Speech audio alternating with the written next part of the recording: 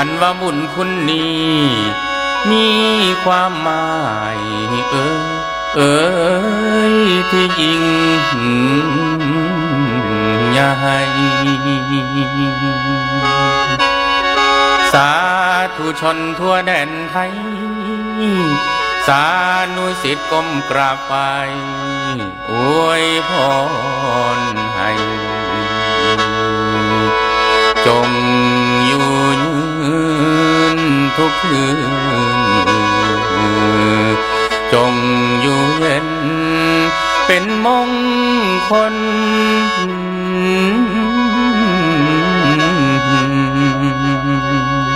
โอ้ย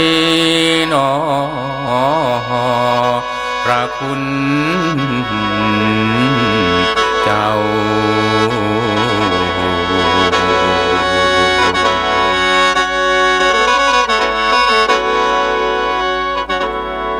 สาธุเด้อ10 นิ้วขอกราบก้มในสำนึกคุณอาจารย์ผู้เพิ่นเพียรสอนเฮาได้ส่งมาถึงป่านนี้สอนทางดีนำพาสร้างทางกุศลจนว่าทั่วขอยกไว้เนื้อหัวอันบุญคุณวานีเปรียบคือฟ้าบวกแผ่นดินบุญคุณหลายบุญคุณล้นฝูงหมู่คนได้ไทยเพิงถึงงามถูกขับแทนฟังคำเจ้าได้ซุ้มเย็นเป็นแนวทางนำให้นำจิตใจได้ที่เพิงเฮ็ดตามฮีตตามเปิงเดินตามของพระพุทธเจ้าองค์เอานอพุทโธอันว่าโตเฮานี่ได้ของดีหูจักบ่เปรียบคือพ่อแม่สร้างทางใจเจ้าให้หุ่งอันเฮามีที่เฮาได้ในธรรมพุทธศาสตร์อย่าประมาทแท้อาจารย์นั้นผู้สั่งสอนเฮาดีให้เฮาได้บารมีอันประเสริฐเกิดมาในชาตินี้จดจำไว้อย่าสิลืมอย่าสิหลงคำเว้าคำสั่งสอนของพ่อแม่พระอาจารย์เพิ่นฝากไว้ลูกศิษย์นั้นให้หำฮ้อนจากบทก่อนได้กล่าวอ้างถึงคุณค่าคุณอาจารย์ร่วมประสานน้ำใจห่วมบุญบูชาเจ้าเอาบุญในมือนี้เป็นวันดีแสนประเสริฐบุญวันเกิดได้ทรงให้อาจารย์นั้นได้อยู่เย็นเป็นแบบอย่างผู้พาสร้างทางพระธรรมให้เขาเพิ่ผู้ฟัง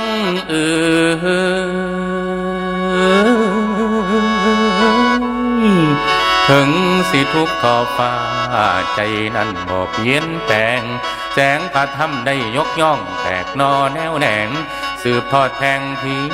นผสมได้ก่อกลมเกี่ยวมันสายพัวพันแสงเสื้อเครือเดียวกันบ่หลุดลาสายศรัทธาได้เที่ยงมันพระธรรมนั้นบ่เสื่อมสูญคุณอาจารย์ว่านี่กวงใหญ่ไพศาลข้ามสายทานไปเมืองลาวสื่อเสียงดังกองดังไปในหนห้องในเงินซ่านบ้านพ่อแม่ทั้งเฒ่าแก่มูลพี่น้องฟังแล้วได้ซื่นใจฟังยามใดได้ความหูอยู่ในใจได้หูเมื่อฟังบ่เมื่อฟังอยู่เรื่อยฟังแล้วก็มวนใจไปทางไหนไผก็เว้าพระอาจารย์สมภพเขานั้นย่องเขานั้นซาฮอดเมืองนอกเมืองนาอเมริกาว่านั้นขันฟังแล้วก็แห้งถามแม่นอยู่ใสอันนานทรงองค์นี้คือเทศที่เข้าใจง่ายแท้หนอดีใจหลายอยากเห็นอยากพบพ่อพระคุณเจ้าเทศนามีปัญญาแก้กล้าฟังง่ายสบายหูเป็นบรมครูเผยแผ่ธรรมนำสีแต่หากไกลเฮานี้ชีวิตคนมันบ่ทีคนฟังมันหลีกเลี่ยงบ่ได้กรรมนั้นหากส่งผลจนมาฮอดมือนี้กรรมยังน้อสั่งมาเปลี่ยนพระอาจารย์ใหญ่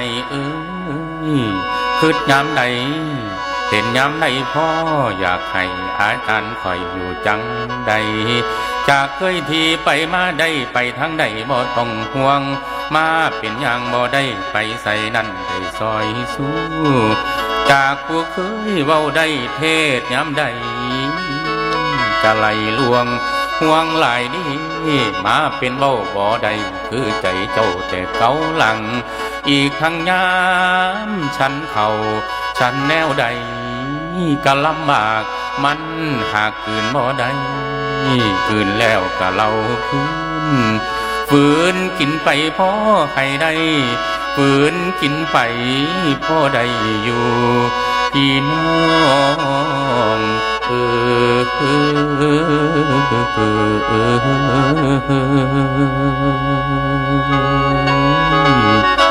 เลี้ยงสังขา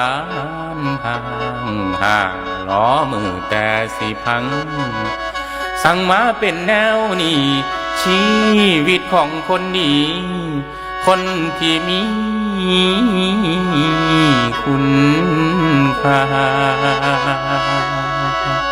โอ้ยคนที่มีปัญญา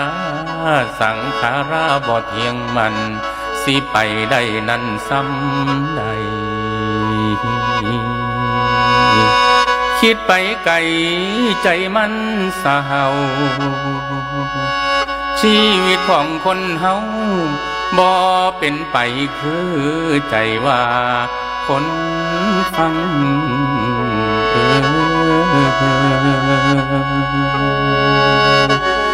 ปาดน้ำตาได้นั่งให้เหลือใจแม่ใหญ่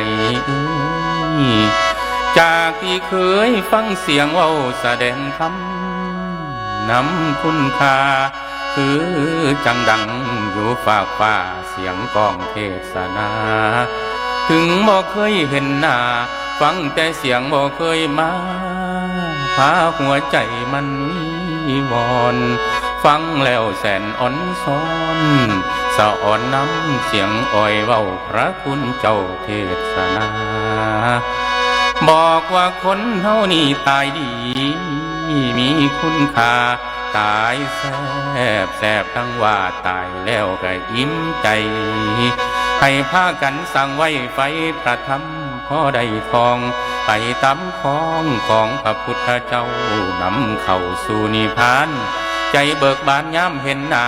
หมู่ลูกศิษย์พากันมาภาวนาหาเพียรธรรมโอ้ยทำตำแนวที่กล่าวไว้อาจารย์นั้นได้สั่งสอนหลอนบ่ได้เห็นหน้าถึงบ่ได้มาหาขอแต่ภาวนาตื่นขึ้นมาเฮ็ดคือเก่าคืออาจารย์เคยบอกเจ้าตีสองนั้นให้ลุกมารักษาของทำเจ้าคุณอาจารย์ได้สอนสั่งหวังให้เฮาได้พบก่อพระธรรมนั้นได้หุ่นขอถวายใจตั้งอธิษฐานทำตามที่ว่าที่อาจารย์สอนมาลูกศิษย์น้อมใส่เข้าจำแล้วสิเฮ็ดตามหากว่าบุญนี้ได้บุญอันใดก็แล้วแต่ขอถวายแด่เจ้า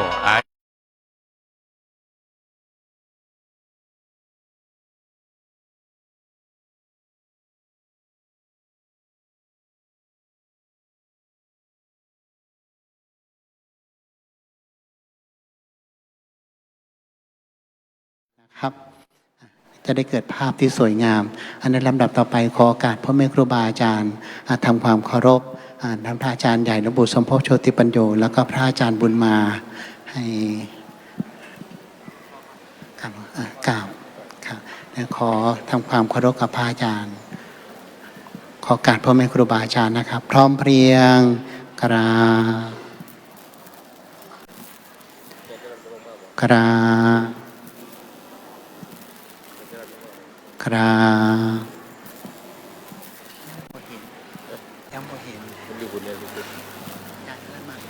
ในลำดับต่อไปคณะสงฆ์ทำความเคารพพระเดชพระคุณพระอาจารย์ใหญ่หลวงปู่สมภพโชติปัญโย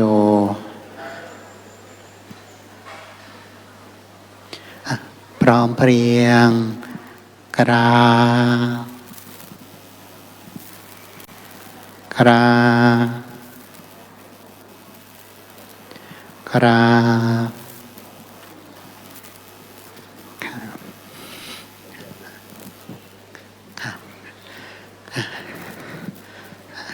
คุณญาติคุณโยม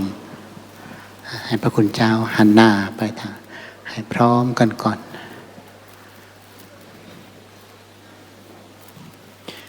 คุณญาติคุณโยมอุบาสกอุบาสิกานี่ขมะผู้ประพฤติปฏิบัติธรรมในธรรมสภายังโชติปัญโยแห่งนี้ทำความเคารพพร้อมในครูบาอาจารย์พร้อมเพรียงกราบกราบกราบ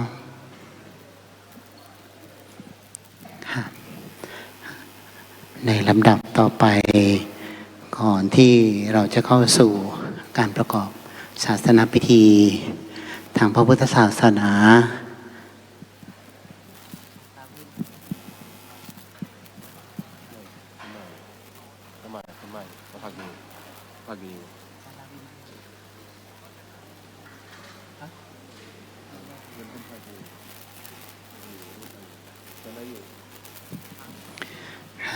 อันนั้นในขณะที่เรารอองค์แสดงพระธรรมเทศนาอุบาสกอุบาสิกาที่อยู่ในธรรมสภายังก็นั่งเจริญจิตภาวนาไปรอสักครู่รอความพร้อมก่อนเพราะว่าตอนนี้บางครั้งเขาเรียกว่าอากาศอาจจะมีการเปลี่ยนแปลงเย็นเป็นหนึ่งการเดินทางหรือพ่อแม่ครูบาอาจารย์อาจจะต้องดูแลธาตุขันธ์ให้พร้อมก่อนจะขึ้นมาสู่ธรรมสภาอย่าง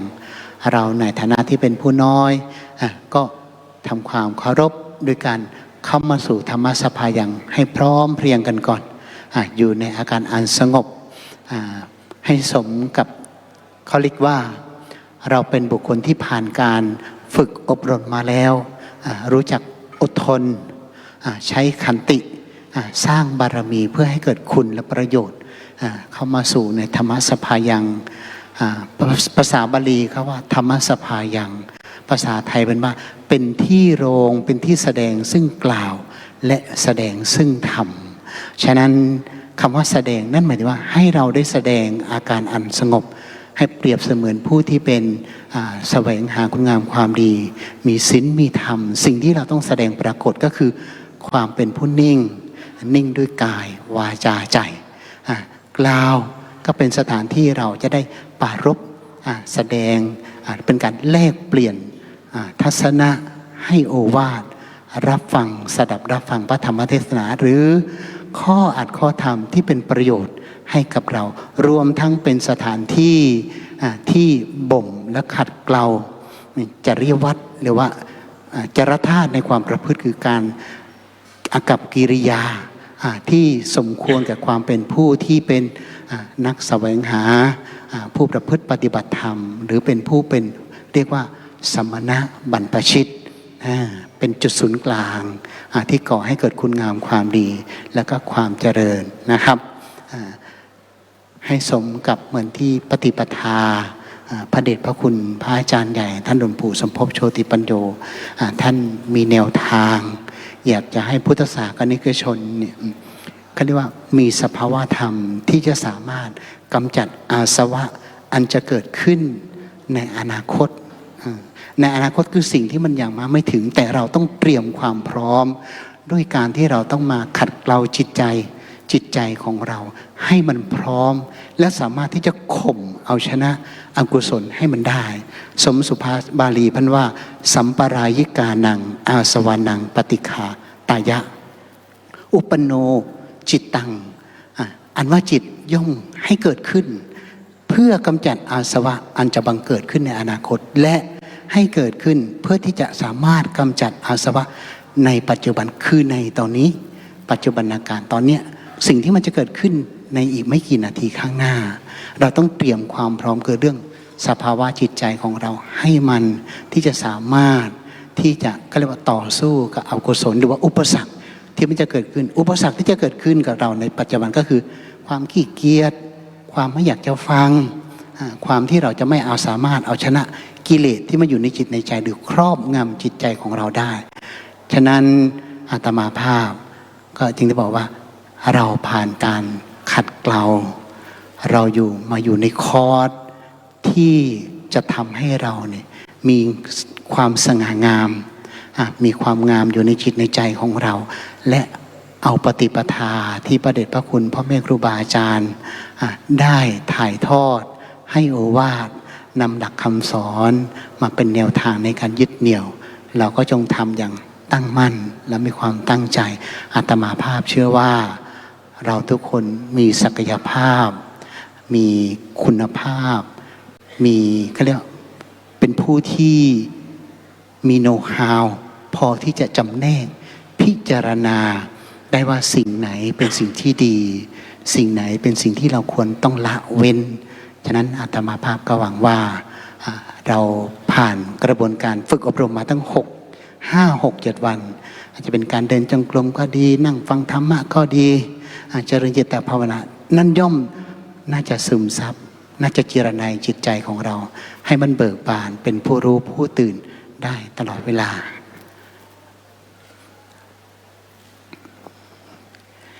ตอนนี้ในส่วนของพ่อแม่ครูบาอาจารย์ท่านพระอาจารย์ราวีจารุธรรมโมวัดป่าโนนกุฎลมก็เดินทางมาถึงธรรมสภายังโชติปัญโยแห่งนี้แล้วก่อนที่เราจะเข้าสู่พิธีการเพื่อจะก่อให้คุณงามความดีความศรัทธาและความเลื่อมใสให้มันเกื้อกูลผุดขึ้นให้ประคับประคองจิตใจของเราให้มันเข้มแข็งให้มันอาจหารเพื่อที่จะเอาชนะอกุศลได้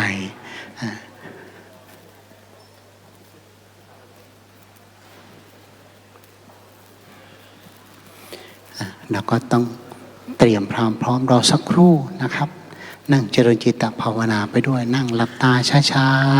ๆจิตใจของเราที่มันว้าวุ่นที่มันเศร้าหมองที่มันเกิดอาการง่วงนอนก็ตื่นก็บอกตื่นก็คือตื่นให้รู้เพื่อที่เราจะมาตื่นเอารับเอาคุณงามความดีมารับโอวาทมารับหลักคำสอนแล้วก็แนวทางในการประพฤติปฏิบัติให้มันดียิ่งขึ้นไปแล้วจบคอร์สนี้ไปแล้วโอ้กลับไปบ้านเป็นจะได้น้อไปปฏิบัติอยู่วัดไตรสิกขากลับมายังคือเก่าเราอยากจะให้เป็นอย่างนั้นไหมเราอยากจะกลับไปแล้วให้คนที่อยู่รอบข้างของเราขอสรรเสริญเชิดชูว่าไปผ่านการอบรมมาฝึกปฏิบัติที่วัดไตรสิกขาวันนั้นพบผู้ใฝ่ธรรมแล้วคุณงามความดีจิตใจของเราก็สูงส่งเขาเรียกว่าผู้ที่มีศีลมีธรรมเวลากระทำจิตใจต้องทำให้สูงให้สมกับที่เราได้บริโภคอาหารอันเป็นทิพย์อาหารเป็นบุญเป็นกุศลที่ญาติโยมก็เสียสละทรัพย์มาอุปถัมภ์บำรุงให้เราได้ขบได้เคี้ยวในขณะที่เราอยู่ในกิจกรรมอยู่ในคอร์สประพฤติปฏิบัติธรรมครับอันในลำดับต่อไปเพื่อที่จะก่อให้เกิดคุณงามความดีและความศรัทธาความเลื่อมใสเพื่อเป็น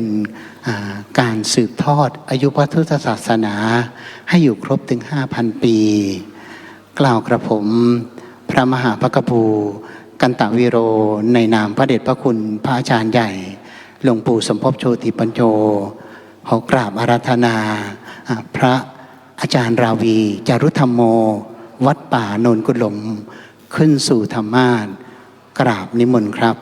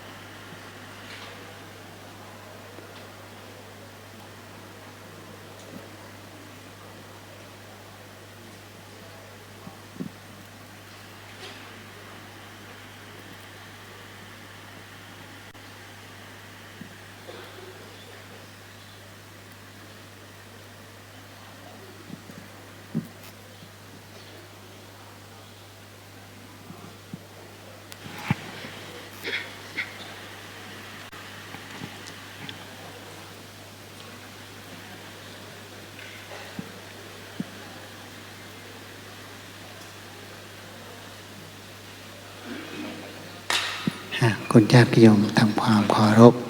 สักการะองค์แสดงพระธรรมเทศนา พร้อมเพรียงกรา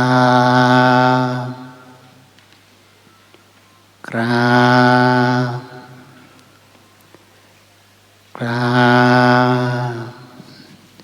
ในลำดับต่อไปให้ทางโยมอุบาสิกาท่านผู้พาไหว้พระสมาทานศีลเป็นลำดับต่อไปกราบนมัสการเจ้าค่ะหลวงพ่อใหญ่พระคุณเจ้าทุกรูปทุกองค์สวัสดีค่ะพี่น้องญาติธรรมทั้งหลายทุกคนทั้งหญิงทั้งชายเนาะทั้งไกลทั้งใกล้ทุกคนส่วนใหญ่คือสิพร้อมเนาะค่ะเนาะพร้อมแล้วท่าที่กาจะพาเขาสู่พิธีการเนาะไหว้พระรับศีลถวายทานพร้อมเพียงกันยกขันอิมินากราบสักคนเลยเนาะกราบ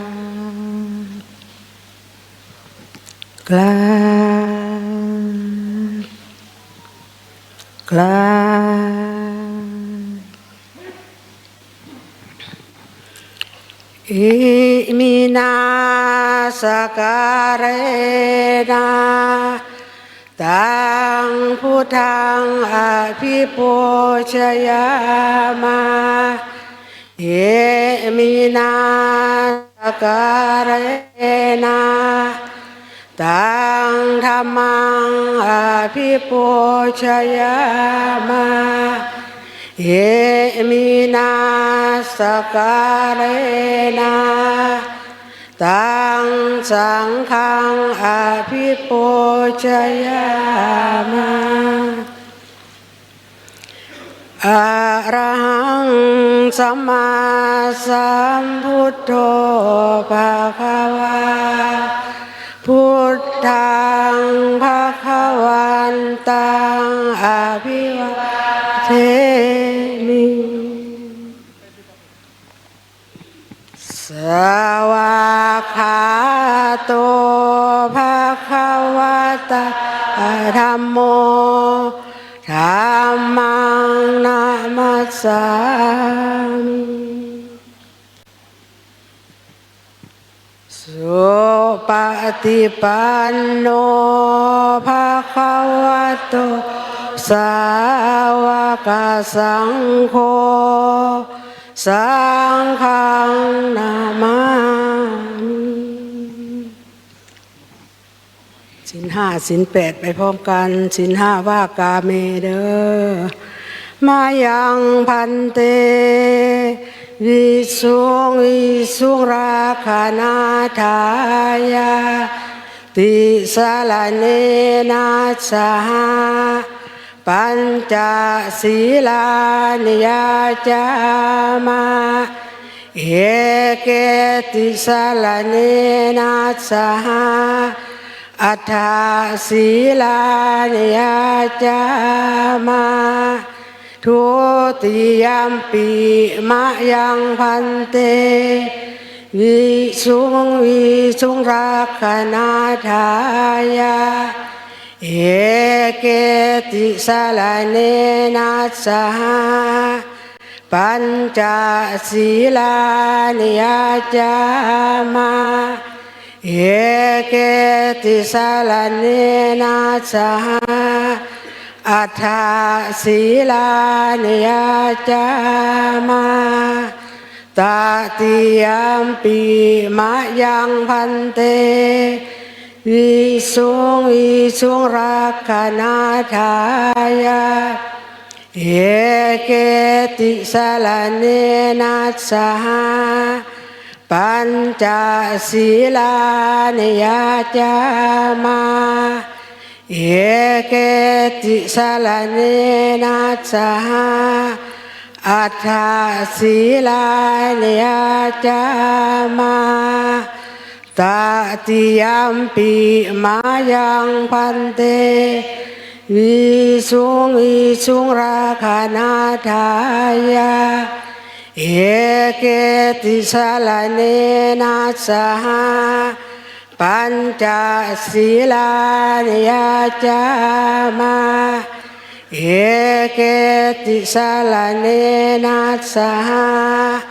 อัฏฐาศีลานิยาจามาหันธรรมยังพุทธัสสะภะคะวะโตอุปภาคณามะการังกาโรมาเส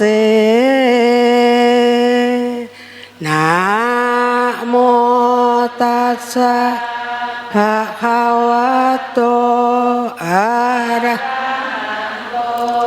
สัมมาสัมพุทธัสสะนะโมตัสสะภะคะวะโตอะระหะโตสัมมาสัมพุทธัสสะนะโมตัสสะภะคะวะโตอะระหะโตสัมมาสัมพุทธัสสะพุทธังสรณังคัจฉามิธัมมังสรณังคัจฉามิสังฆังสรณังคัจฉามิทุติยมปิพุทธังสรณังคัจฉามิทุติยมปิธัมมังสรณังคัจฉามิทุติยมปิสังฆังสรณังคัจฉามิตติยมปิพุทธังสรณังคัจฉามิตติยมปิธัมมังสรณังคัจฉามิตติยมปิสังฆังสรณังคัจฉามิปานาติปาตาเว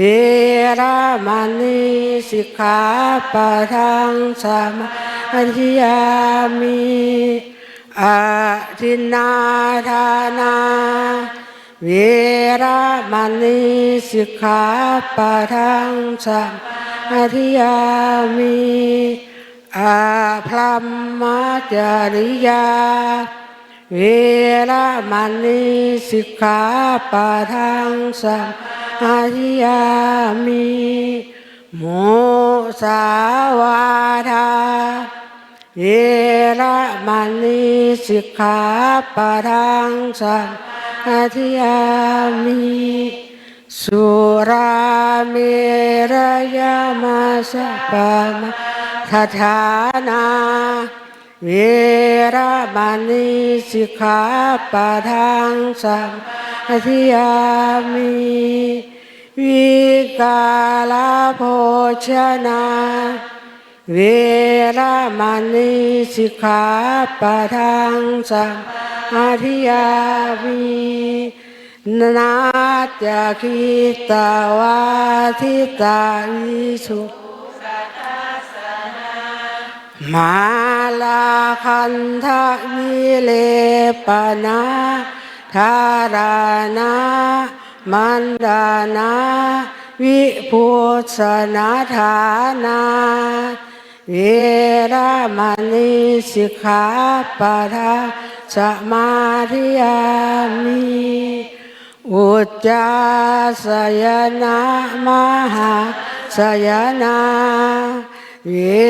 รมณีสิกขาปะทังสมาธิยา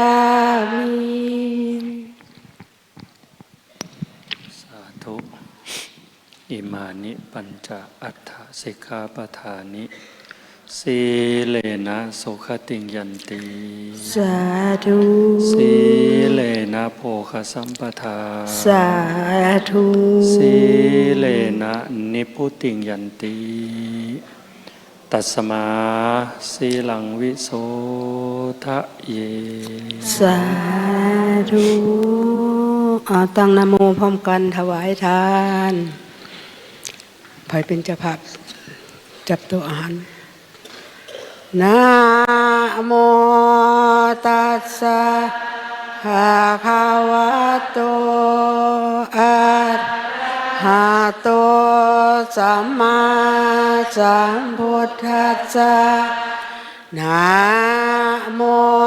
ตัสสะภะคะวะโตอะระหะโตสัมมาสัมพุทธัสสะนะโมตัสสะภะคะวะโตอะระหะโตสัมมาสัมพุทธัสสะทานังเม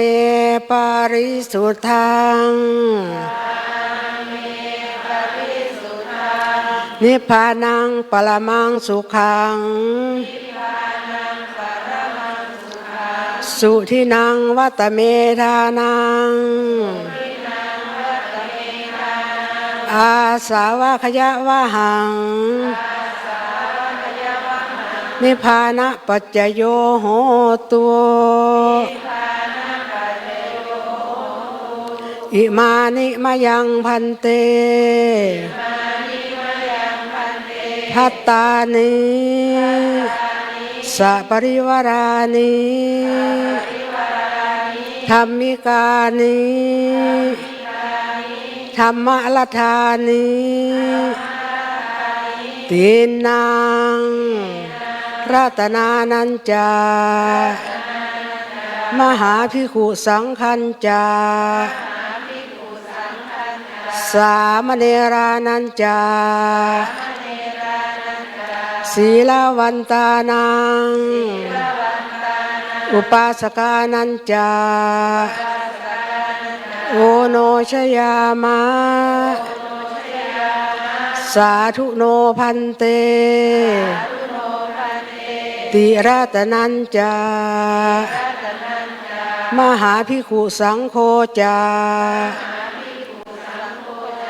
สามเณราจาศีลวันโต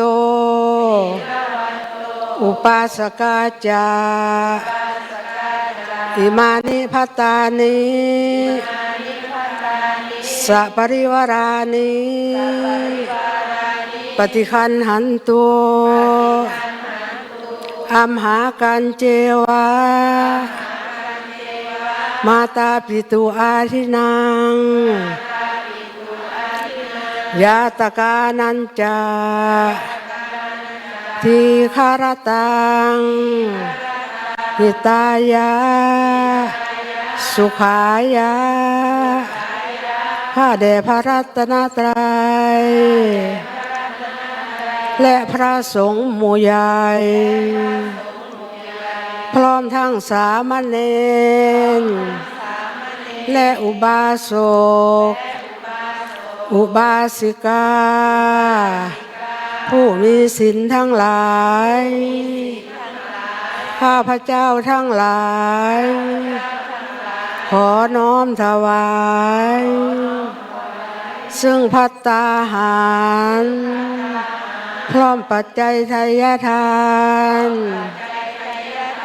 กับทั้งของบริวารทั้งหลายเหล่านี้เป็นของชอบธรรมได้มาแล้วโดยธรรมน้อมบูชาแด่พระรัตนตรัย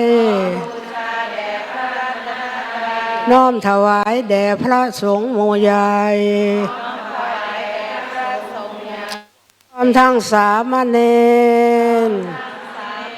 และอุบาสกอุบาสิกาผู้มีศีลทั้งหลายโปรดรับแล้วเพื่อให้เป็นประโยชน์เพื่อความสุข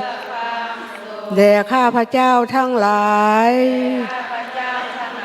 แด่ญาติของข้าพเจ้าทั้งหลายผู้ที่ละโลกนี้ไปแล้วก็ดี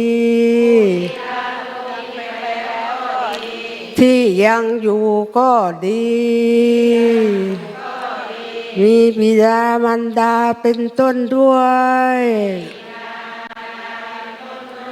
สิ้นกาลละนานเธอสาธุ สาธุ นิมนต์พระคุณเจ้าไปรับพระเกณฑ์อาหารคุณยายคุณโยมหันหน้าไปทางทิศตะวันออก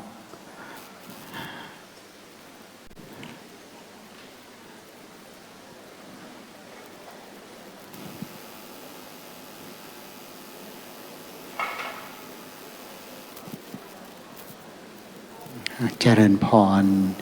ผู้เป็นเจ้าภาพจะเป็นเจ้าภาพหลักเจ้าภาพรวมที่อยู่ใกล้ก็เจริญพรไปประเคนถวายอาหาร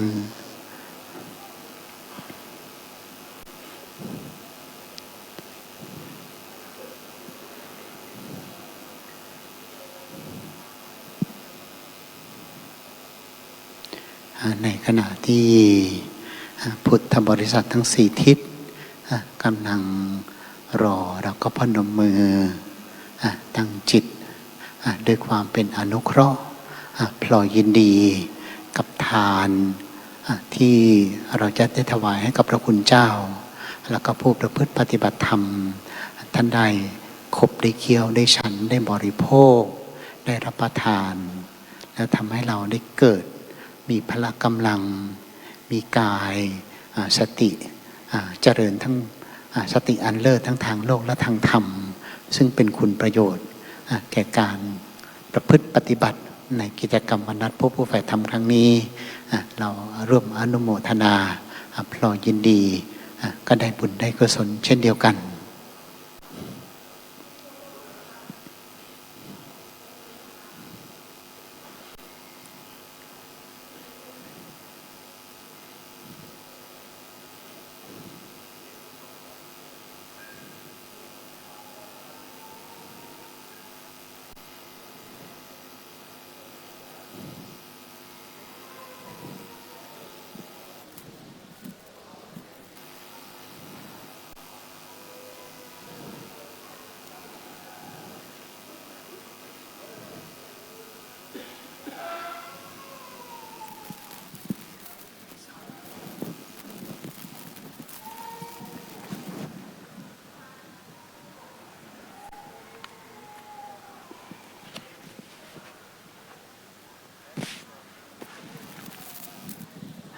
ก่อนอื่นจะได้ประชาสัมพันธ์เพิ่มเติมในส่วนของยอดปัจจัยที่คุณญาติคุณโยมได้ร่วมใส่บาตรในภาคเช้ายอดทั้งหมด 57,090 บาทสาธุในส่วนของพระคุณเจ้าที่รับประเคนอาหารถ้าพิธีการรับประเคนอาหารเสร็จเรียบร้อยแล้วรบกวนส่งขีตสัญญาณให้ทราบด้วย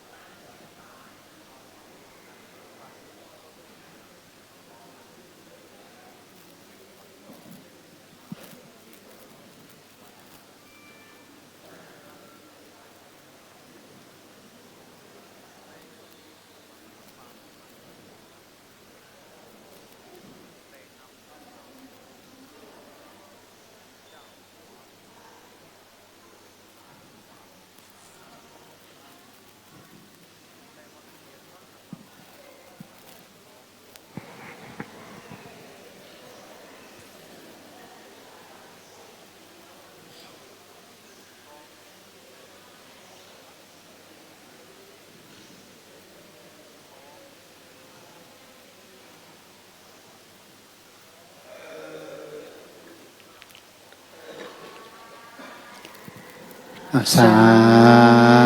ธุ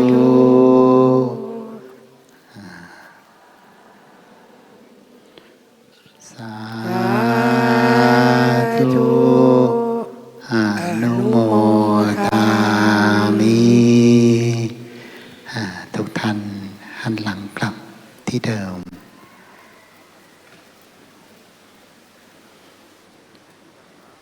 เดี๋ยวรอสักครู่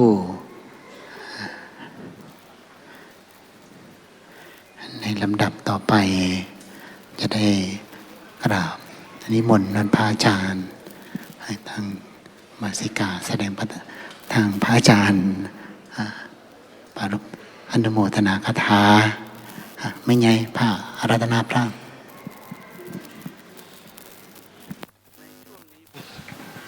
รัตนาธรรมเนาะบัดนี้เนาะเอาพร้อมเพียงกันเอากล้ากล้า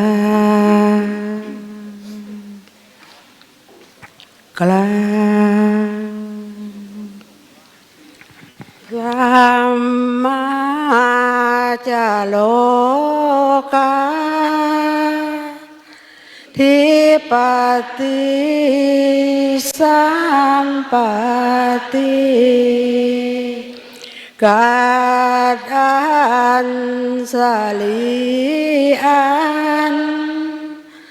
ทิวารังอายาจาธาสันติทัสสะตัง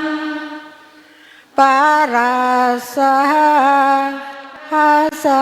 ติกาเทเสตุธรรมังอนุกรรม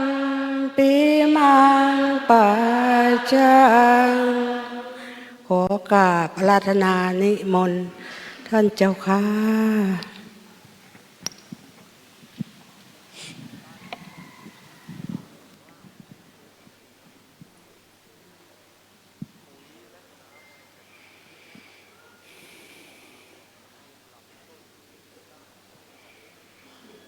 กลับมาเถิด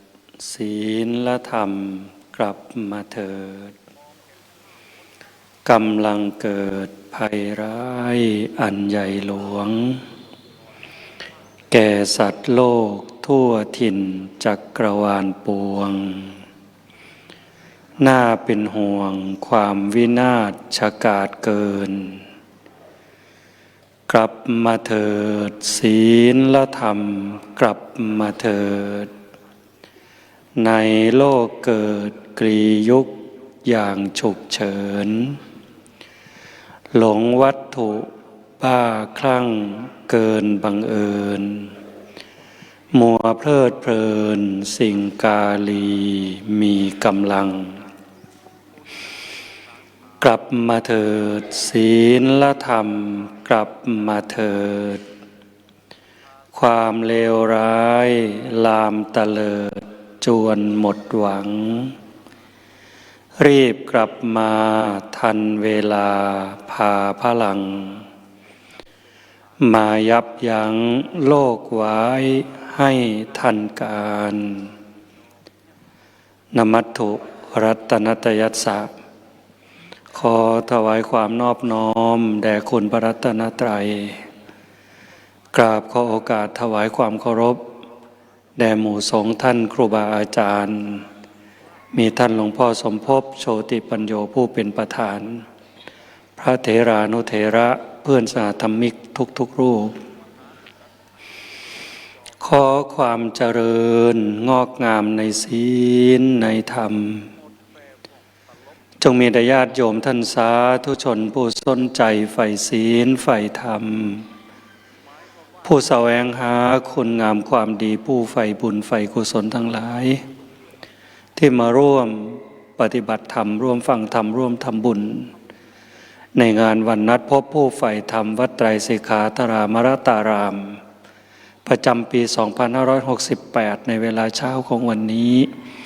โดยทั่วกันทุกท่านทุกคนเด้อ ในช่วงเวลาต่อจากนี้ไปกล่าวกับผมและอาตมาภาพ ก็ขอถือโอกาสใช้เวลาในส่วนนี้ เพื่อจะได้น้อมนำพระสัทธรรมอันเป็นหลักธรรมคำสอนขององค์สมเด็จพระบรมศาสดาสัมมาสัมพุทธเจ้ามาปรารภให้พี่น้องเราพุทธบริษัทเพื่อนร่วมทุกข์ร่วมเกิดร่วมแก่ร่วมเจ็บร่วมตายทั้งหลายให้ได้ยินได้ฟังเพื่อเสริมสร้างศรัทธาคือความเชื่อพร้อมทั้งวิริยะความภาคเพียรให้เกิดขึ้นมีขึ้นในดวงจิตดวงใจ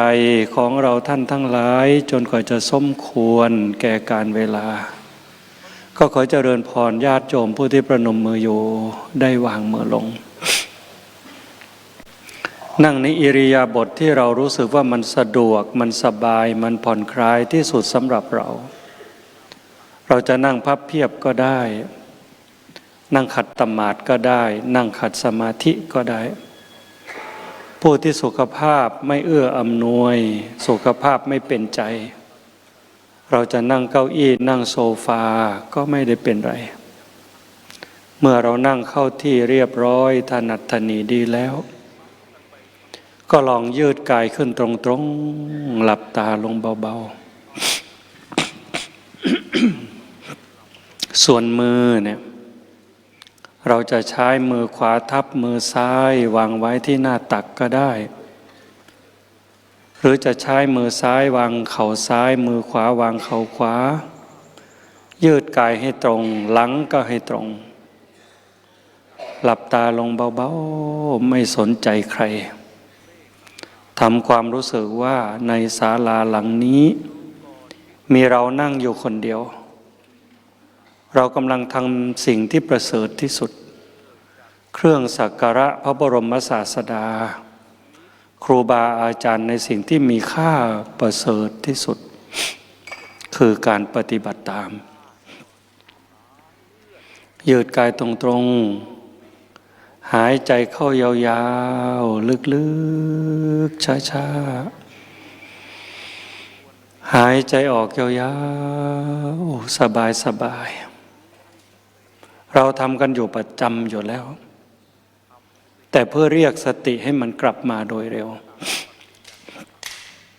เราจะตามลมเข้าก็ได้เวลาลมไหลเข้าเริ่มต้นที่ปลายจมูกผ่านช่องจมูกผ่านลำคอผ่านหน้าอกผ่านหน้าท้องไปหยุดที่สะดือจริงๆลมมันไปปอดนู่นหรอกแต่ว่าเราผูกจิตให้มันมีที่อยู่เวลาออกเริ่มไหลจากสะดือผ่านหน้าท้องผ่านหน้าอกผ่านลำคอผ่านช่องจมูกหยุดที่ปลายจมูกตามเข้ารู้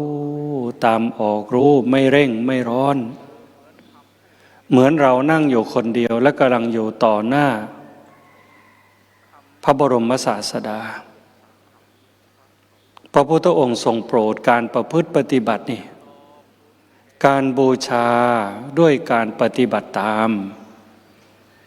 เป็นการบูชาที่ประเสริฐที่สุดส่วนวัตถุสิ่งของเราก็ทำเต็มที่เต็มกำลังบุญตรงนั้นเราได้เต็มที่อยู่แล้ว อานิสงส์จากการบูชาด้วยอามิตรก็ทำให้เราได้เกิดประโยชน์มากมาย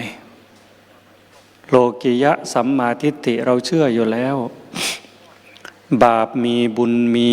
ชาติหน้าชาติก่อนนรกสวรรค์มีทำดีก็ดีเองทำชั่วก็ชั่วเองบุคคลหว่านพืชเช่นไรย่อมได้ผลเช่นนั้นเมื่อเราทำด้วยความศรัทธาทรัพย์สินสมบัติเหล่านั้นเป็นของชอบทำได้มาแล้วโดยธรรมน้อมบูชาแด่พระรัตนตรัยน้อมถวายแด่พระสงฆ์หมู่ใหญ่พร้อมทั้งสามเณรอุบาสกอุบาสิกาผู้มีศีลทั้งหลายเมื่อผู้รับเป็นผู้บริสุทธิ์ ด้วยศีลผู้ให้ก็บริสุทธิ์ด้วยศีลวัตถุทานก็เป็นของบริสุทธิ์ได้มาโดยธรรมเป็นของชอบธรรมเราถวายในหมู่พระสงฆ์พระสงฆ์หมู่ใหญ่แล้วก็ประกอบด้วยสามเณรอุบาสกอุบาสิกาผู้มีศีลเนี่ยเราไม่รู้ว่าตรงนี้ธรรมสภาตรงนี้มีพระอริยบุคคลหรือเปล่าถึงไม่มีแต่ว่าเราถวายในหมู่สงฆ์อานิสงส์ก็ขนาดนับไม่ถ้วนมากมายกว่าถวายพระพุทธเจ้าพระองค์เดียวบุญนะอานิสงส์นะเราถวายในหมู่สงฆ์เนี่ยประโยชน์มันจะเกิดขึ้นมากมายกว่าถวายพระบรมศาสดาสัมมาสัมพุทธเจ้าพระองค์เดียว100 ครั้งก็ไม่ได้เกิดบุญเท่ากับเราถวายที่นี่ที่ไหนก็แล้วแต่ที่มีหมู่พระสงฆ์รวมตัวกันเป็นหลายๆรูปทั้งที่ไม่มีพระอริยบุคคลด้วยแต่ตรงนี้อาจจะมีหรืออาจจะไม่มีก็ไม่มีใครทราบแต่อย่างน้อยทุกคนตั้งอกตั้งใจภาคเพียรเจริญสติเจริญสมาธิเจริญปัญญามีความข่มจิตสำรวมใจอย่าว่าการกระทำที่ออกนอกลู่นอกทางเกะกะร่ารานใครเลยคำพูดก็สงบปากสงบคำลึกเข้าไปคือดวงจิตความคิดความตรึกความนึกความตรองเป็นไปเพื่อออกจากกามเป็นไปเพื่อออกจากการเบียดเบียนไม่มุ่งร้ายเป็นสัมมาสังกัปโปแล้วเรามองภาพแบบง่ายๆไม่ต้องสลับซับซ้อนเมื่อศรัทธาเราเต็มเปี่ยมมาด้วยใจรักมาด้วยใจศรัทธาหวังทนุบำรุงพระพุทธศาสนาให้เจริญรุ่งเรืองมั่นคงเป็นที่พึ่งของมวลหมู่มนุษย์และเทวดาทุกสิ่งทุกอย่างเป็นของสะอาดบริสุทธิ์หมดจดงดงามมันเริ่มจากใจเราเนี่ยใจเราสะอาดบริสุทธิ์หมดจดงดงามแล้วเราจึงได้มาที่นี่ได้นำข้าวของกินของใช้ให้เป็นเรี่ยวเป็นแรงแก่ผู้ประพฤติปฏิบัติอันนี้ก็สำคัญแต่ลึกเข้าไปสู่การปฏิบัติบูชาอันนี้ตรงๆเลยหลวงพ่อใหญ่พระอาจารย์สมภพเคยพูดไว้ว่าการปฏิบัติแนวดิ่งการประพฤติปฏิบัติแนวดิ่งบูชาด้วยแนวดิ่งดิ่งคืออะไรมันตรงในความเข้าใจของอาตมาคือไม่วอกแวกไม่งอนแง่นไม่คลอนแคลนตรงดิ่งไปสู่จุดหมายปลายทางจะไปไหนก็แล้วแต่เมื่อเราตรงดิ่งมันจะไม่วอกแวกไม่เลี้ยวซ้ายไม่เลี้ยวขวาไม่หันหน้าไม่หันหลังมุ่งตรงต่อเป้าหมายทีนี้เรามีเป้าหมายตรงไหน เป้าหมายคือความผ่อนคลายจากความทุกข์ให้ความทุกข์ในใจเรามันเบาบางหมดไปได้ก็ยิ่งดีเพราะคำสอนของพระพุทธเจ้าสูงสุดคือความพ้นทุกข์แต่เมื่อเราอยู่ด้วยกันหลายผู้หลายคนจิตใจของคนก็มีหลายระดับบัว3 เหล่าบัว4 เหล่าก็มีมากมายอยู่ตรงนี้พูดแล้วพูดอีกฟังแล้วฟังอีกแม้แต่ผู้เทศผู้บอกผู้สอนบางทีก็ยังเป็นบัวใต้ตมบัวในตมบัวในระหว่างน้ำยังไม่พ้นน้ำก็มีแต่ว่าศรัทธามีอันนี้ก็แปลกอยู่นะความศรัทธามีความเพียรพยายามมีแต่สติปัญญาไม่เกิดยังงมงายไร้สาระแต่ยังดีว่ามีศรัทธามีความเพียรอันนี้ไม่ได้ว่าถึงใครได้อาตมาก็คนหนึ่งแล้วปรารถนาดีอยากดีที่สุดแต่การฝึกตนการพัฒนาตนเนี่ยมันยาก ดัดเหล็กดัดขอดัดไม้ดัดไล่มันก็พอดัดได้ แต่ดัดนิสัยตนเอง ถ้าจะพูดให้มันสะใจก็คือดัดสันดานตนเองเนี่ยมันดัดยากมากมันลึกจริงๆขุดมาดัดนี่ยากมากๆเป็นวาสนาด้วยทีเนี้ยแต่ก็ต้องอาศัยงานเช่นนี้กัลยาณมิตรเช่นนี้คอยประคบประงมประคับประคองจูงกันไปเหตุนี้หลวงพ่อใหญ่พระอาจารย์สมภพจึงได้ชวนเรามาร่วมฝึกฝนฝึกหัดพัฒนาขัดเกลาดัดนิสัยดัดสันดานตนเองในงานวันนัดพบผู้ใฝ่ธรรมโยมลองนึกแปลคำนี้ดูตามความรู้สึกของเรานั่นแหละมันไม่ถูกไม่ผิดหรอกวันนัดพบเป็นวันที่เรานัดหมายเพื่อจะได้พบหน้าพบตาได้ร่วมขบวนในการขัดเกลาพัฒนาตนถ้าไม่นัดมันก็ได้มันต่างคนต่างมาแต่มันไม่มีกัลยาณมิตรบางทีเรามาคนเดียวกัลยาณมิตรที่ดีที่สุดก็คือตัวเราเนี่ยแหละจิตเราที่เป็นสัมมาทิฏฐิแต่ว่าบางทีนะมันไม่ใช่มันไม่ได้แต่เมื่อหลายคนพาตื่นดึกลุกเช้าครูบาอาจารย์ก็ดูด้วยพี่น้องจะจากบ้านไหนเมืองไหนจังหวัดไหนประเทศไหนมารวมกันตีสองระฆังดังมานั่งหลังขดหลังแข็งกว่าจะได้หลับได้นอนหิวข้าวหิวน้ำ3 โมงเสร็จแล้วใกล้จะ10 โมง นั่นคือกัลยาณมิตร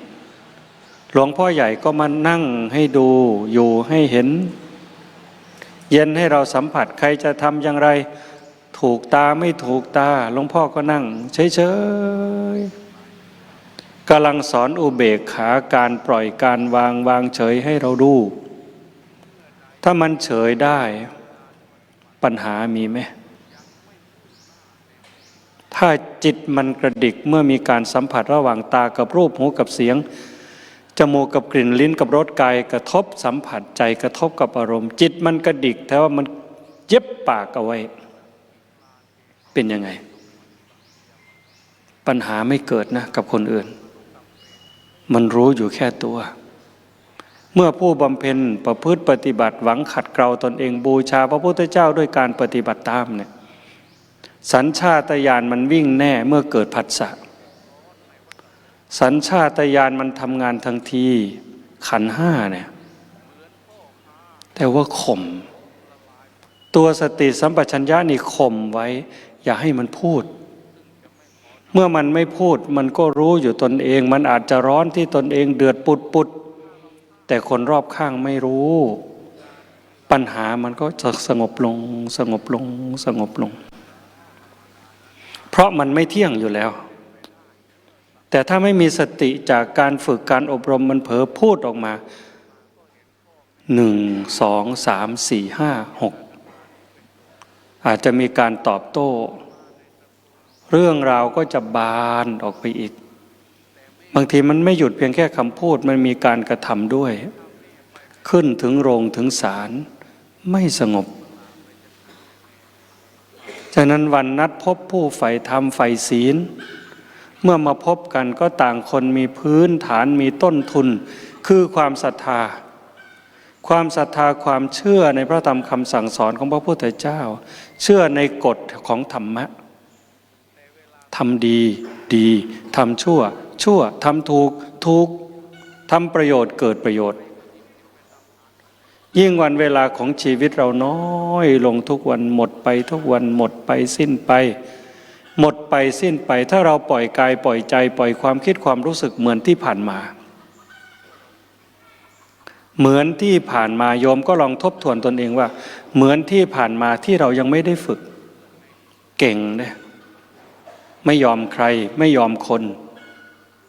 มีเกียรติมีศักดิ์ศรีกันเหลือเกินพอโดนกระทบกระทั่งนิดหน่อยศักดิ์ศรีอีโก้ที่กิเลสบังคับบัญชาในออกมาตัวเบ้อเริ่ม แต่ไม่มีศักดิ์ศรีของธรรมะที่มีในใจที่หวังว่าจะเอาชนะสัญชาตญาณตรงนี้เลยแค่เขามองหน้าก็ตวาดแล้ว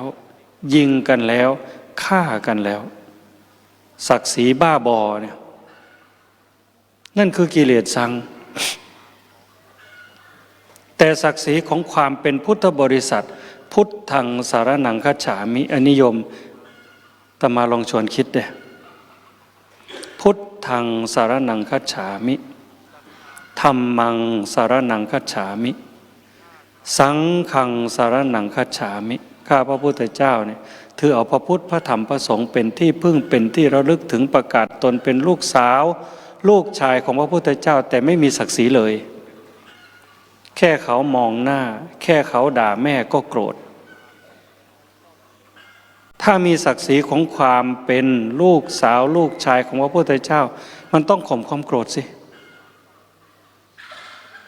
ต้องข่มความโลภสิต้องข่มความลุ่มหลงสิ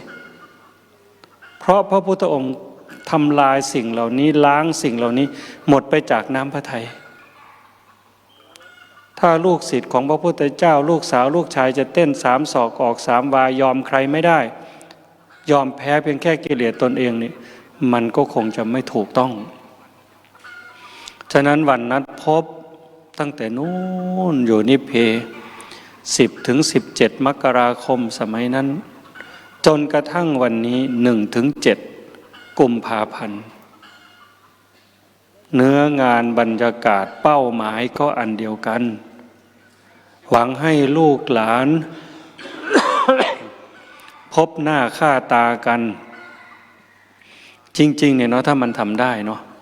1 รอบปีมีเสวนาธรรมแบบเป็นเรื่องเป็นราว1 รอบปีผ่านไปเนี่ยมาพบกันคุณพี่ละอะไรได้บ้างแล้วคุณน้องกิเลสตัวไหนที่เบาบางลงไปบ้างแล้วคุณธรรมข้อไหนเจริญเติบโตแข็งแกร่งขึ้นมาละวางอะไรได้บ้างนี่อาตมาก็คิดว่าเป็นเรื่องดีเด้วันนัดพบผู้ใฝ่ธรรมในฐานะปฏิญญาณตนว่าเป็นลูกศิษย์ลูกหาเป็นลูกสาวลูกชายของหลวงพ่อสมภพมันจะเป็นการกระตุ้นได้ยินได้ฟังแล้วก็มีการน้อมเข้ามาใส่ตนข้อนี้เรายังเหมือนเดิมเว้ยความโลภความโกรธความหลงบางคนโอ้ยมันไม่ลดเลยของฉันมันมีแต่แข็งแกร่งขึ้นหน้าบางคนก็มันลดลงไปมากอยู่นะมันเย็นลงไปนะ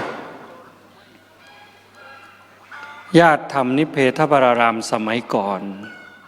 รุ่นก่อนรุ่นพ่อใหญ่ปีชาเนี่ย พ่อใหญ่คูณพรมดวงเมืองอุบลพ่อใหญ่เลิศนิคมคำสร้อยแต่มาเคยได้ยินผู้เฒ่าคุยกันตายแล้วบ่เพิ่นว่าพอเจอหน้ากันตายแล้วยังบ่ท่านตาย ถ้าเรามองตื้นๆก็เหมือนกับว่าพูดหยอกกันว่าร่างกายนี่มันตายหรือยังแต่ความหมายของผู้เฒ่าเนี่ย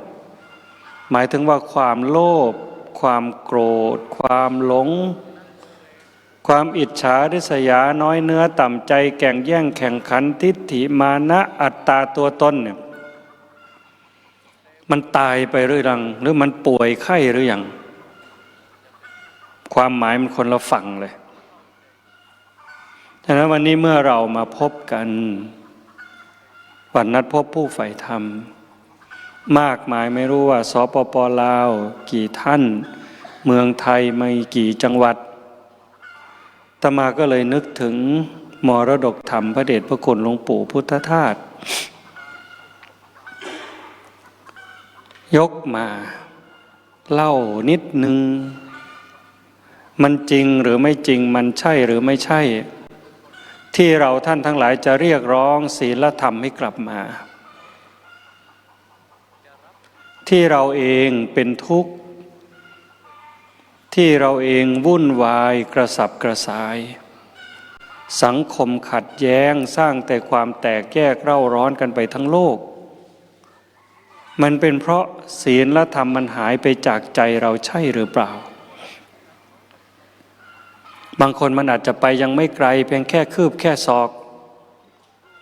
แต่บางคนอาจจะไปเป็นกิโล2 กิโลหรือบางคนไปเป็น100 กิโลเป็น100 ไมล์แล้วก็ไม่รู้จึงชวนพวกเราเรียกร้องศีลและธรรมให้กลับมาเถิดกลับมาอยู่ในใจฉันกลับมาอยู่ในครอบครัวของฉันกลับมาอยู่ในชุมชนของฉันเถิดมองดีๆไม่ใช่พูดเล่นให้มันเพราะเนี่ยกลับมาเถิดศีลและธรรมกลับมาเถิดกำลังเกิดภัยร้ายอันใหญ่หลวงแก่สัตว์โลกทั่วถิ่นจักรวาลปวง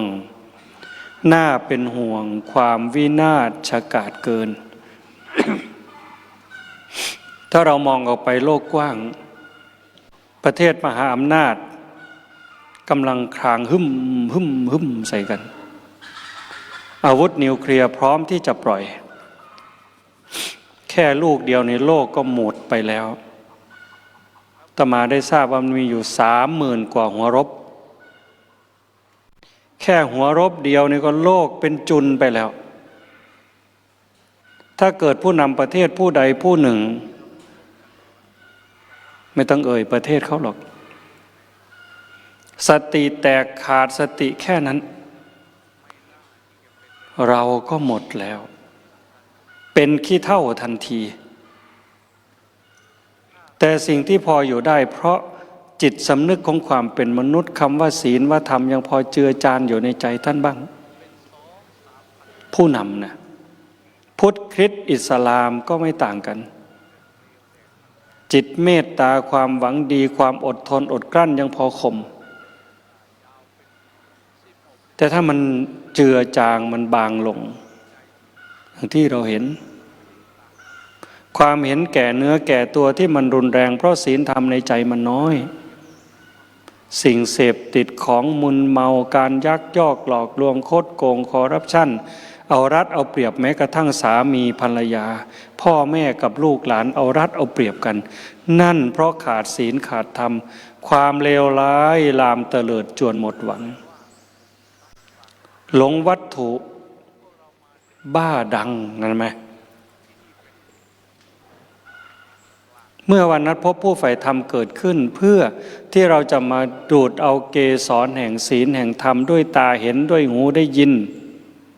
จากวัดไตรสิกขาเวลานี้ท่านทั้งหลายเนี่ยมีอำนาจมีละอองมีไออุ่นของศีลของธรรมห่อหุ้มจิตห่อหุ้มความคิดการเป็นอยู่ของเราจึงสงบร่มเย็นอย่างนี้ลองหลับตาไปสิว่า ถ้าเกิดผู้คนในโลกมีศีลมีธรรมอายชั่วกลัวบาปรักผู้อื่นเห็นใจผู้อื่นคนอื่นไม่ได้ต่างจากเรามีความรักสุขเกลียดทุกข์รักความสุขความปลอดภัยเกลียดความทุกข์ความเดือดร้อนไม่ปรารถนาเลยเขาก็เหมือนเราเราก็เหมือนเขานี่คือจิตมันมีธรรมแล้วนะมันมีศีลแล้วนะวันนัดพบผู้ใฝ่ธรรมเพื่อให้เราปลุกเร้าสิ่งเหล่านี้ให้มันเจริญเติบโตให้มันแข็งแกร่งแข็งแรงขึ้นในใจเราเมื่อคุณธรรมเหล่านี้แข็งแกร่งแข็งแรงปลอดภัยขอศีลธรรมได้กลับมาทันเวลาพาพลังมายับยั้งโลกไว้ให้ทันการโลกมุมกว้างโลกกว้างมันไกลไปเอาโลกภายในคือใจของเราโลกคือใจของเราเมื่อไหร่ที่ใจเรามันห่างศีลห่างธรรมโยมก็เห็นเองดอกเถียงได้แม้กระทั่งแม่ผู้ให้กำเนิดเถียงได้แม้กระทั่งพ่อผู้ให้กำเนิดอย่าว่าแต่เถียงเลยถ้าศีลธรรมมันหมดเกลี้ยงมันเข็นมันฆ่าแม้กระทั่งพ่อแม่บิดามารดาผู้ให้กำเนิดแต่ถ้าเราเรียกร้องศีลและธรรมกลับมาสู่ใจเราได้แม้แต่ศัตรูคู่เวรผู้ข่มเหงเบียดเบียนรังแกเราคำว่าให้อภัยคำว่าอโหสิกรรมเนี่ย มันเกิดขึ้นได้ชั่วพริบตาอโหสิกรรมให้อภัยไม่เป็นไรทันทีเลยเพียงแค่เราพิจารณาคำว่าวันนัดพบผู้ใฝ่ธรรมพยายามตีความหมายเมื่อเรามาแล้วเราก็ไม่ได้มาอยู่นิ่งไม่ได้มาอยู่เฉยไม่ได้นำเพียงแค่ดอกไม้ธูปเทียนปัจจัยสี่มาสักการะครูบาอาจารย์สิ่งเหล่านั้นจำเป็นสำคัญแต่เหนือไปกว่านั้นคือการฝึกใจเราให้มันนิ่งลงเย็นลงสงบลงด้วยการเพียรเจริญภาวนามีเดินจงกรมมีนั่งสมาธิแม้แต่ใช้ชีวิตในการเป็นอยู่จะลุกจะเดินจะนั่งจะนอนจะกินจะดื่มจะพูดจะคิด กระดิกพลิกแผงเมื่อเรามีสติรู้ตัวในปัจจุบันขณะรู้ตัวในปัจจุบันอารมณ์ให้กายกับใจทำหน้าที่อันเดียวกันนั่นคือสุดยอดของการบูชาอันนี้เราได้ยินประจำครูบาอาจารย์ท่านอื่นๆก็พูดอาตมาก็พูดอยู่บ่อยทุกครั้งเมื่อกายกับใจเราทำหน้าที่อันเดียวกันในปัจจุบันอารมณ์ในปัจจุบันขณะเอาตอนนี้ก็ได้คนที่ทำประจำมันก็ยิ่งเห็นชัดมีสติที่ปลายจมูกหลังจากเราตามเข้าตามออกวิ่งตามแล้วทีนี้เราเฝ้าดูเบื้องต้นอาตมาบอกโยมให้วิ่งตามสติรู้เมื่อลมหายใจเข้าออกที่ปลายจมูกผ่านลำคอผ่านหน้าอกผ่านช่องท้องหยุดที่สะดือขาออกจากสะดือผ่านหน้าท้องผ่านหน้าอกผ่านลำคอผ่านช่องจมูกหยุดที่ปลายจมูกวิ่งตามเข้าตามออกตามเข้าตามออกเป็นอุบายผูกจิตเมื่อเราตามเข้าตามออกจิตมันก็จะวางอดีตวางอนาคตวางเรื่องราวต่างๆมันจะเล็กลงเล็กลงจากวิ่งตามมาหยุดที่จุดกระทบเฝ้าดูจากวิ่งตามแล้วก็เฝ้าดูเวลาลมหายใจเข้ามันกระทบตรงไหนบางคนที่ปลายจมูกบางคนที่จะงอยจมูกบางคนที่โพรงจมูกด้านในลองตามเข้าไปดูใช้สติเข้าไปดูที่โพรงจมูกลมหายใจเข้ามันเข้ารูจมูกข้างซ้ายหรือเข้ารูจมูกข้างขวาดูดีๆเลยมันมีอยู่นะเวลาลมหายใจออกมันออกรูจมูกข้างขวาหรือออกรูจมูกข้างซ้ายถ้าเราไม่พิจารณาร้อยทั้งร้อยล้านทั้งล้านโอ้ยผีบ้าดอกเว้ยมันก็จะเข้าตั้งสองหูออกสองหูคือเก่าอันตัวเถียงได้เนี่ยแต่ดูจริงๆมันมีอยู่แม้ไม่มีน้ำมูกไม่มีอะไรมันเข้ารูข้างหนึ่งออกข้างหนึ่งก็มีจะหาว่าโกหกได้เนี่ยบางทีมันวิ่งเข้าวิ่งออกรูจมูกข้างเดียวก็ได้เมื่อเราดูอย่างนี้แล้วจิตมันจะไปคิดถึงใครมันจะไปโกรธใครล่ะความชาญฉลาดของครูบาอาจารย์ที่หลอกจิตเราให้มันมาอยู่ในปัจจุบันอารมณ์ในเรื่องราวที่มันต้องทำบางทีมันเข้าข้างหนึ่งออกข้างหนึ่งหมุนเวียนเลยเป็นวัฏฏะเลยเนี่ยมันสนุกอยู่เด้เข้ารู้ออกรู้เข้ารู้ออกรู้จิตที่เคยวิ่งเตลิดไปอยู่กับอดีตเตลิดไปอยู่กับอนาคตมันก็จะหดเข้ามาหดเข้ามาอดีตหดสั้นเข้าอนาคตก็หดสั้นเข้ามาอยู่กับปัจจุบันบางทีก็ลมยาวเข้ายาวออกยาวเข้ายาวออกสั้นนิดหน่อยก็รู้ทีนี้ เข้ารู้ออกรู้เข้ารู้ออกรู้เมื่อมันจดจ่อต่อเนื่องอยู่อย่างนี้มันก็วางกายวางกายไม่ใส่ใจกายจะเจ็บจะปวดจะร้อนจะหนาวมันไม่รู้กายลำงับกายเนื้อลำงับ มันก็จะรู้เพียงแค่ลมเข้าลมออกบางทีแวบเดียวนิดหน่อย3 นาที5 นาทีบางทีเกือบ10 นาทีที่มันสั้นไม่พอต่อความร่างกายครั้งหนึ่งมันก็หายใจยาวเรารู้สั้นก็รู้ยาวก็รู้หยาบก็รู้ละเอียดก็รู้เบื้องต้นเนี่ยต้องการตรงเนี้ยเมื่อนานวันนานเวลาบางทีมันก็ไม่รู้กายเนื้อลำงับแล้วกายลมลำงับก็มีอีกจะเกิดอะไรมากเกิดอะไรน้อยก็ตามแต่เมื่อเราทำอย่างนี้บ่อยๆความจำเราจะดีการพินิจพิเคราะห์เมื่อมีการกระทบระหว่างอายตนะภายนอกอายตนะภายในเรื่องราวต่างๆเกิดขึ้นเนี่ยสติจะมั่นคงสัมปชัญญะก็มั่นคงสติรวดเร็วนี่ความระลึกได้สัมปชัญญะรู้ตัวประคับประคองรักษาตัวไว้ไม่ให้ถลำไปตอบรับไปเหนี่ยวเอามาไปหน่วงเอามามันจะเฉยเหมือนพระพุทธองค์สรุปในทุกบทเมื่อเราเจริญอานาปานสติอาตาปีสัมปชานโนสติมาวินยะโลเกอภิชาโทมนัสสังมีความเพียรแผดเผากิเลสมีสัมปชัญญะคือความรู้ตัวมีสติระลึกได้ถอนความยินดีความพอใจยินร้ายพอใจไม่พอใจออกจากดวงจิตของเราเมื่อนั้นจิตเป็นอิสระชั่วครู่เมื่อไม่รักไม่ชังไม่เกลียดไม่กลัวไม่อิจฉาริษยามันเย็นไหมมันสงบไหมหนังตัวอย่างเล็กๆมันมีอยู่ที่เราฝึกเนี่ยฉะนั้นท่านมาจากใกล้จากไกลเมื่อเราได้ฝึกได้ฝนได้อบรมเนี่ยชื่อว่า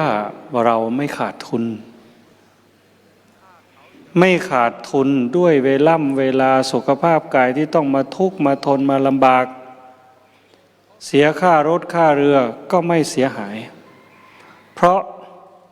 สิ่งที่เราได้ตัวสติตัวสัมปชัญญะมีปัญญารู้ละรู้วางปลดเปลื้องความทุกข์ในใจเนี่ย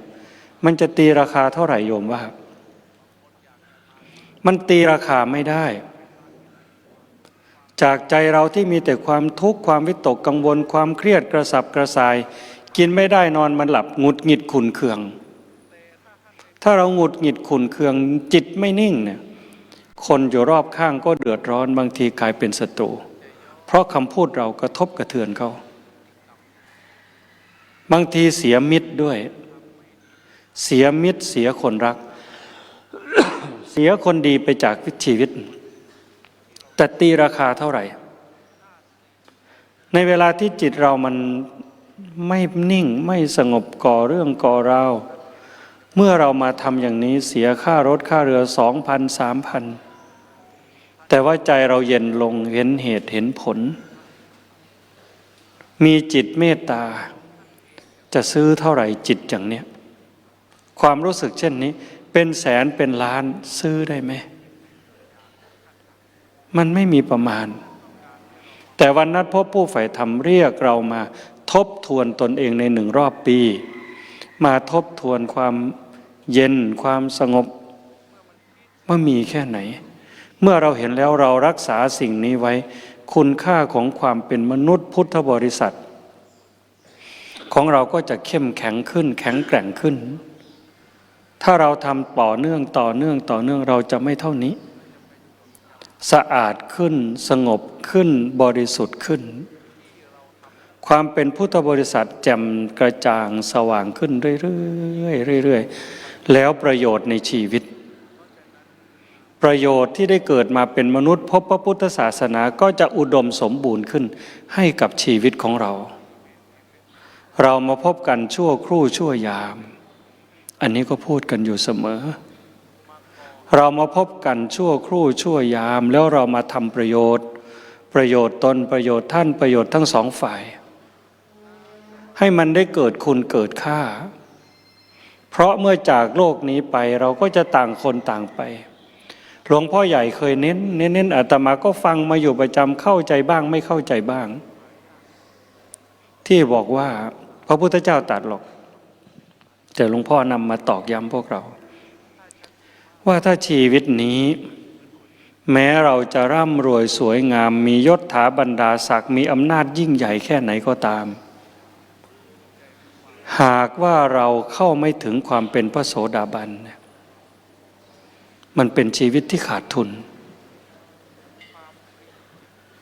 ยิ่งพิจารณาวันหนึ่งในฉันอยู่พระก็เปิดฟังไปด้วยโอ้ยมันน่ากลัวโยมเพราะนั้นอาตมามีความรู้สึกอย่างนี้จริงๆทั้งที่ก็ฟังมานานก็กลัวอยู่บ้างแต่วันนั้นมันกลัวมากถ้าชีวิตนี้แม้เราจะมีอะไรก็แล้วแต่ที่โลกเขาปรารถนาเนี่ยมีชื่อมีเสียงมียศมีเกียรติมีอำนาจวาสนายิ่งใหญ่แค่ไหนก็ตามหากใจเราความโลภยังเหมือนเดิมความโกรธเหมือนเดิมความลุ่มหลงเหมือนเดิมเต็ม100%ตายลงไปงานศพมันจะยิ่งใหญ่คนจะมาทั้งโลกคนเด่นคนดังทั้งโลกจะมาร่วมงานศพมันก็ไร้ประโยชน์มันไม่มีประโยชน์อะไรเลยกับดวงจิตของเราผู้จากโลกเนี้ยแต่ถ้าเราฝึกฝนอบรมขัดเกลาด้วยการประพฤติปฏิบัติตามคำสอนของพระพุทธเจ้าจนเอาความโลภความโกรธความหลงออกไปจากใจทุเราเบาบางสักกายทิฏฐิมีความรู้สึกว่าเป็นตัวเป็นตนที่ถาวรมั่นคงแล้วส่วนใหญ่เราเป็นอย่างนั้นด้วยหรือเปล่าโยมว่าไปเยี่ยมคนเจ็บคนป่วยเราก็สงสารคนป่วยบางทีน้ำหูน้ำตาไหลหนุนสงสารเขาหนุนไปเยี่ยมงานศพก็สงสารคนตายพูดไปแหละละล่ำละลักร้องไห้แสดงความเสียใจมีกี่ครั้งที่มีโอปนญิโกน้อมเข้ามาใส่ตนว่าไอ้ความป่วยแบบนี้จะป่วยหนักป่วยเบาโรคร้ายโรคไม่ร้ายมันก็อยู่ในตัวเรานี่เหมือนกันความแก่ชราคร่ำคร่ามันก็ไม่ใช่มีแต่คนอื่นในตัวเรามันก็มีแม้แต่ความตายจากโลกนี้จะล้มหมอนนอนเสือเป็นคนป่วยติดเตียง5 ปี10 ปีใครจะรู้ว่าเราจะไม่เป็นล่ะตายลงไปต้องนอนในกองไฟกองฟืนให้เขาเผาจุดไฟเผานี่เราก็ต้องเป็นอย่างนั้นน้อมมาพิจารณาไหมถ้าเราบอกตนเองเตือนตนเองว่าเรามีความตายเป็นธรรมดาอย่างนี้เจ็บป่วยอย่างนี้แก่เฒ่าอย่างนี้เราเป็นอย่างนี้แล้วเราตายแน่นอนเนี่ยสักกายทิฏฐิไม่มั่นคงไม่ยั่งยืนเนี่ยย้ำตรงนี้บ่อยๆเตือนตรงนี้บ่อยๆวิกิกิจฉาไม่ลังเลสงสัยในคุณพระพุทธพระธรรมพระสงฆ์ไม่ลังเลสงสัยในการประพฤติปฏิบัติเมื่อเรามาเพียรประพฤติปฏิบัติอย่างที่ว่า5 นาที10 นาที30 นาที1 ชั่วโมงเป็นวันเป็นเดือนเป็นปีทำไปทำมาเห็นจิตเราว่างมันมีอยู่หรอกใจเราว่างจากอารมณ์ของโลกแม้แต่ชั่วครู่มันรู้สึกอิ่มเอิบไม่มีอะไร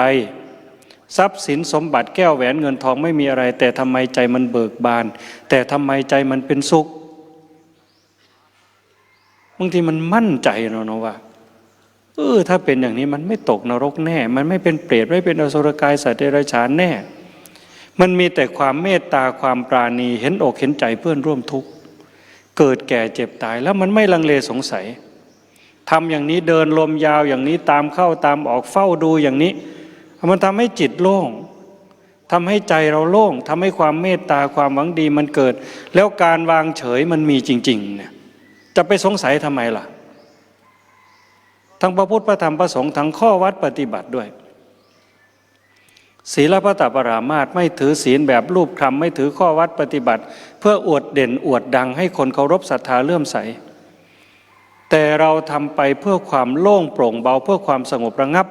ของกิเลสตัณหามุ่งตรงไปอย่างที่พระพุทธเจ้าสอนในขณะนั้นเมื่อมันเห็นอย่างนั้นความศรัทธามันมั่นเนี่ยตายไป3สักกายทิฏฐิวิกิกิจฉาศีลพัตตปรามาสแต่มันเกิดคุณธรรมศรัทธาในคุณพระพุทธพระธรรมพระสงฆ์ศีลจาคะความสละละวางสติมันแคล่วคล่องว่องไวมันสลัดอารมณ์ได้เร็วเลยเชื่อว่าญาติโยมทำได้ครูบาอาจารย์เคยเห็นเคยสลัดหลวงพ่อบอกเสมอที่พระพุทธเจ้าตรัสว่า ให้เราทำความรู้สึกเหมือนกับบุรุษผู้มีกำลังตะล่อมน้ำลายไว้ที่ปลายลิ้นแล้วถมทิ้งโดยง่ายดายทำตะพึดโยมลองทำดูดิแต่มาทำเนี่ยมันเสื่อมไปแล้วล่ะแต่ก่อนหลวงพ่อพูดพยายามทำเลยคิดปั๊บเหมือนกับถมน้ำลายจริงๆเอาดีก็ตามชั่วก็ตามเมื่อจิตคิดปั๊บเด็ดทิ้งเลยสลัดเลยทิ้งเลยสลัดเลยทิ้งเลยโดยเฉพาะแต่ก่อนเป็นพันเด็กน้อยเนาะ23 24 25เนี่ยกันที่สุดกลัวจิตตนเองที่สุดถ้าคิดถึงเรื่องผู้หญิงนี่บอกตนเองเลยว่าเมื่อคิดเห็นหน้าผู้หญิงจะเป็นใครก็ตามต้องสลัดโดยเร็วบางทีมันสะดุ้งเลยเพื่อมันเผลอมันแฟบไปแช่อยู่เป็นแค่5 วิ 10 วินาทีมันรู้ตัวมันสะดุ้งจนตัวสั่นขนาดเวลานอนหลับฝันเห็นผู้หญิงเนี่ยมันสะดุ้งตื่นเลยมันฝึกจนมันเป็นอย่างนั้นได้เลยจิตมันก็อัศจรรย์มากอยู่สลัดแบบนี้เหมือนเราจับไฟเหมือนกับเราจับของสกปรกเหมือนกับจับงูพิษนี่ใครจะจับมันไว้ล่ะของสกปรกเหมือนกับไฟมันจะลวกมือไหม้มือต้องทิ้งถ้าเราหมั่นสลัดหมั่นจาคะศรัทธาศีลสุตตะจาคะคือสลัดอารมณ์ไม่เอาทั้งดีทั้งร้ายทั้งถูกทั้งผิดไม่ต้องดีไม่ต้องชั่วไม่ต้องขึ้นไม่ต้องลงเอามันทิ้งตลอดปัญญาเมื่อมันทำอย่างนี้มันก็จะเห็นไปเองหรอกปัญญาความรอบรู้ในกองสังขารรอบรู้ในกองสังขารที่เราเป็นทุกข์เพราะสังขารมันปรุงมันแต่งมันไปยึดไปเหนี่ยวเอานู่นเอานี่มาเป็นของเราแล้วก็เห็นว่า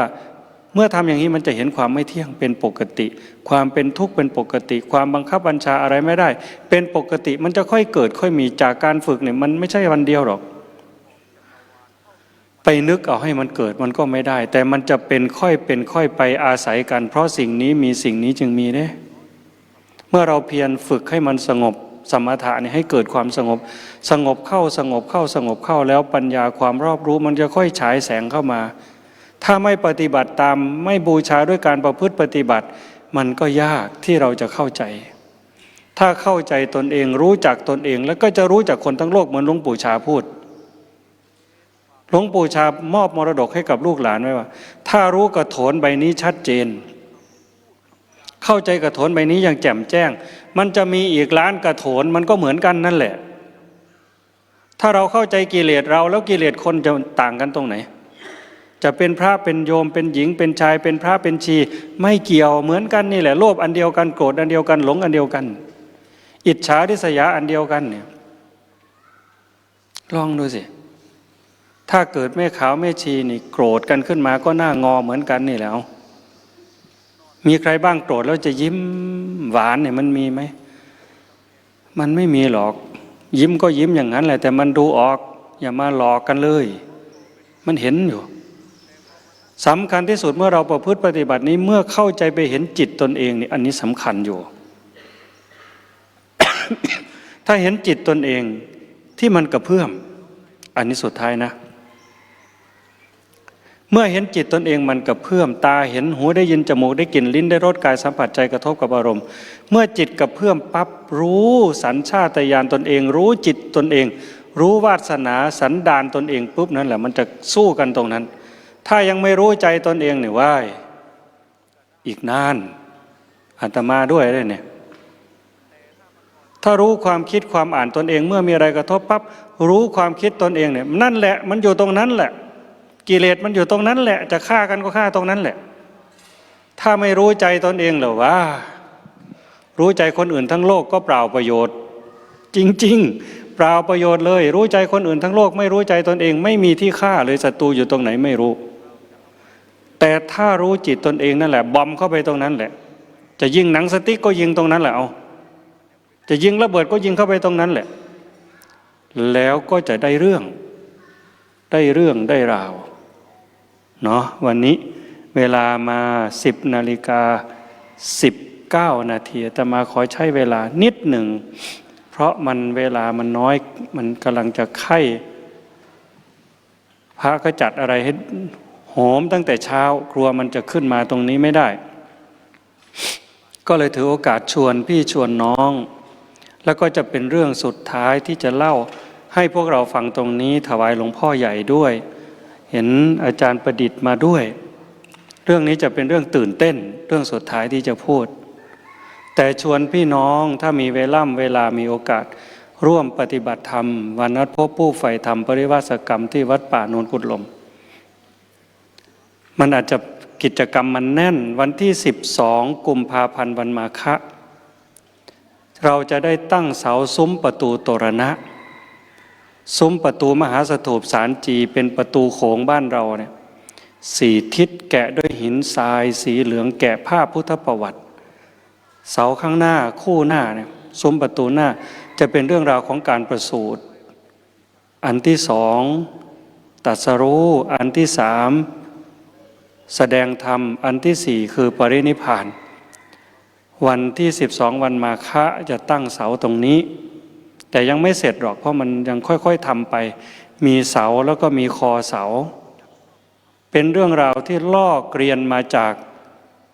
เมืองสารจีอำเภอไลเส้นประเทศอินเดียตามรอยหลวงปู่พุทธทาสไปแล้ววันที่23 กุมภาพันธ์วันอาทิตย์คืนสุดท้ายของงานปฏิบัติธรรมหลวงพ่อใหญ่จะไปเป็นประธานในการยกฉัตรวลีที่อินเดียเขาจะมีศาลจีองค์ใหญ่เนี่ยจะมีฉัตร3 ชั้น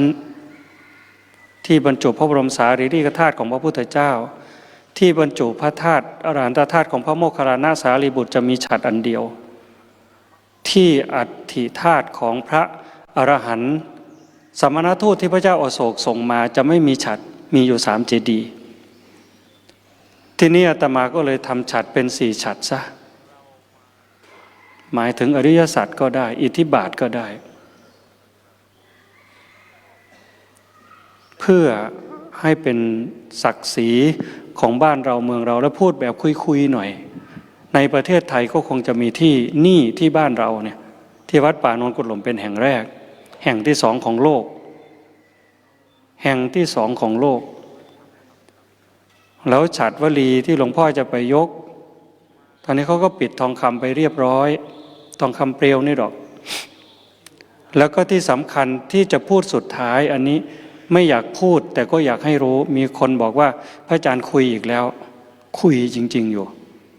แต่มาไม่ใช่คนขี้คุยแต่ถ้าไม่บอกมันก็ไม่รู้คือสมบัติที่หลวงปู่พุทธทาสหลวงปู่ไปอยู่ที่เมืองสารจีไปใช้เวลาอยู่ตรงนั้นแล้วก็เก็บภาพพุทธประวัติในสารจีนั้นมาแล้วหลวงปู่ก็มาทำปูนปั้นที่สวนโมกจึงมีโรงปั้นชุดแรกเนี่ยติดไว้ที่โรงมหรสพทางวิญญาณชุดที่2ชุดที่3ก็เก็บไว้ในสวนโมกส่วนหนึ่งเอาไปไว้ที่วัดอุโมงค์เมืองเชียงใหม่ในส่วนที่เหลือส่วนหนึ่งก็มาไว้ที่สวนโมกกรุงเทพนอกนั้นไม่มีไปไหนลูกศิษย์ลูกหาพระคุณเจ้าที่อยู่กับหลวงปู่มา 20-30 ปี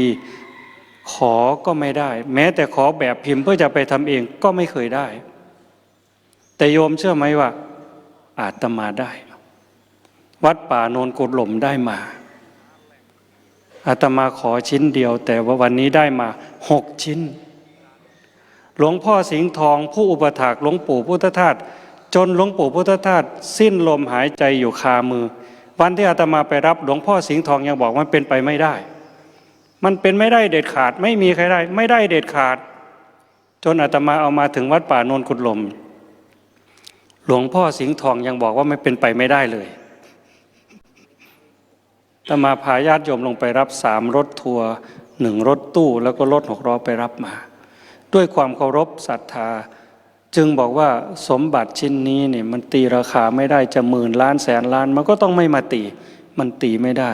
ที่เล่าให้ฟังเผื่อหลวงพ่อจะได้อนุโมทนาสาธุหลวงพ่อจะได้ดีใจด้วยอาจารย์ประดิษฐ์เคยไปอยู่เคยไปคลุกคลีก็จะได้รู้ว่าสมบัติของหลวงปู่พุทธทาสที่เป็นวัตถุอันนี้ไม่ได้น่าภูมิใจหรอกถ้าพูดถึงอามิสทายาทธรรมทายาทเราได้อามิสมาแต่ทำยังไงเราจะก้าวเข้าไปสู่คำว่าเป็นธรรมทายาทบุคคลสำคัญของโลกที่สร้างไว้ด้วยมือเราจะได้มาเพื่อเป็นกำลังใจ เป็นข้อคิดในการประพฤติปฏิบัติอันนั้นจึงแจ้งพี่น้องไว้ถ้าหลังจากเราเดินตรงนี้เดินธรรมญาตราก็คงจะพอไปทันวันที่22 23หลวงพ่อจะไปเป็นประธานยกฉัตรวลีเราก็จะได้เห็นสมบัติหลวงปู่พุทธทาสด้วยวันนี้ก็คงจะสมควรแก่เวลาอนุโมทนาสาธุกับท่านหลายที่มาร่วมเป็นกำลังใจให้กับหลวงพ่อสมภพโชติปัญโยแล้วเราก็มาร่วมสืบสารปณิธานอันแน่วแน่ของท่านพระอาจารย์เพื่อให้เราทั้งหลายได้เข้าหาศีลหาธรรมนำพาดวงจิตดวงใจของตนให้พ้นจากความทุกข์ความลำบากตามที่องค์สมเด็จพระบรมศาสดาได้เมตตากรุณาคำตรัสคำสอนเหล่าสัตว์ให้เดินตามมาจนมีผู้บรรลุธรรมพ้นทุกข์ไปมากมายมหาศาลวันนี้เรากำลังภาคเพียรพยายามอยู่เมื่อไม่ละไม่ปล่อยไม่วางจากการเพียรประพฤติปฏิบัติก็คงมีวันหนึ่งในวันข้างหน้าแน่นอนตามเหตุตามปัจจัยแห่งการประพฤติปฏิบัตินั้นจึงขออนุโมทนาสาธุกับท่านทั้งหลายท้ายที่สุดก็ขอราธนาอ้างอิงอำนาจแห่งคุณพระศรีรัตนตรัยคุณของพระพุทธเจ้าคุณของพระธรรมคุณของพระสงฆ์และอำนาจแห่งบุญกุศลคุณงามความดีบารมีศีลบารมีธรรมที่เราท่านทั้งหลายได้ภาคเพียรประพฤติปฏิบัติมาจงล้อมรวมเป็นตบะเป็นเดชะเป็นพระวปัจจัยน้อมถวายเป็นอาจาริยบูชาแด่ท่านหลวงพ่อใหญ่พระอาจารย์สมภพโชติปัญโยจงเป็นเหตุเป็นปัจจัยให้หลวงพ่อได้มีสุขภาพแข็งแรงอายุมั่นขวัญยืนจะเป็นร่มโพร่มใสของพวกเราลูกศิษย์ลูกหาสืบต่อไปตราบนานเท่านานและก็ขอบุญกุศลเหล่านั้นจงสะท้อนย้อนกลับมาปกปักรักษาคุ้มครองเราท่านทั้งหลายให้ได้มีสุขภาพกายที่สมบูรณ์แข็งแรงสุขภาพจิตที่สงบร่มเย็นอายุมั่นขวัญยืนเจริญงอกงามในพระธรรมคำสั่งสอนขององค์สมเด็จพระบรมศาสดามีสัมมาทิฏฐิได้เข้าถึงธรรมที่ยังไม่เข้าถึงได้รู้แจ้งธรรมที่ไม่ทันได้รู้แจ้งมีความเพียรมีความอดทนอดกลั้นมีอุเบกขามีปัญญาจนสามารถนำพาตนให้พ้นทุกข์โดยทั่วกันทุกท่านทุกคนเทอญสาธุสาธุสาธุอนุโมทามิสาธุ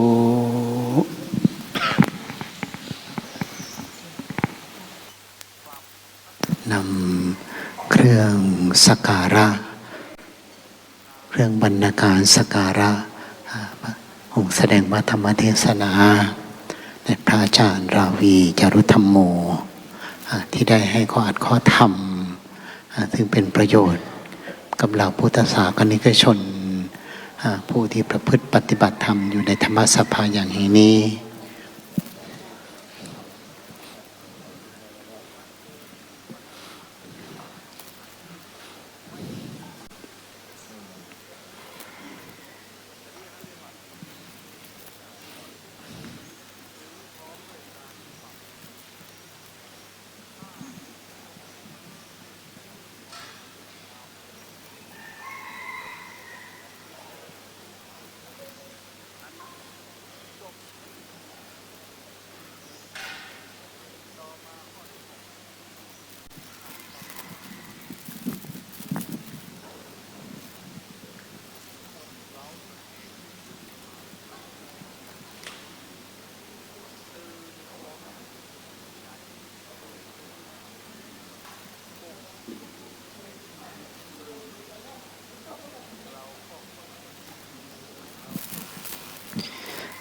นิมนต์พระอาจารย์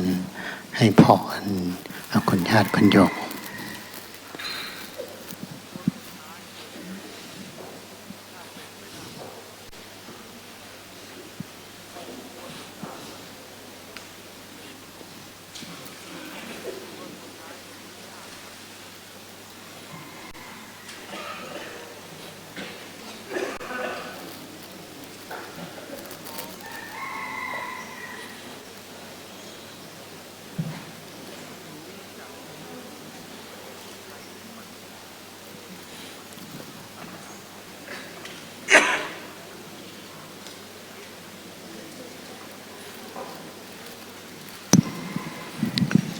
ส่วนปัจจัยที่ทางวัดจัดถวายเป็นกันเทศเนาะแต่มาก็ถือโอกาสนี้น้อมถวายพระอาจารย์ได้ทำบุญได้สร้างอะไรวันนี้ว่าจะมีการหล่อรูปเหมือนก็คงจะใช้ส่วนนี้แหละในการทำบุญสักการะคุณของพระเดชพระคุณหลวงพ่อ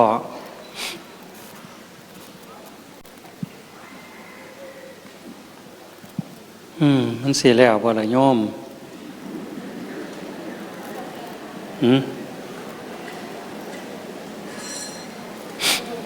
บ่ได้ว่าหยังเด้แต่ว่ามันสิโดนคุณญาติคุณโยมฝากกันมาก็ได้ฝากกันมาก็ได้ครับพอแทงก็เดินแถวออกมาพอเสร็จแล้วก็มันจะกระจุกอยู่ข้างหน้าระบบการสัญจรให้ทานก็จะติดขัด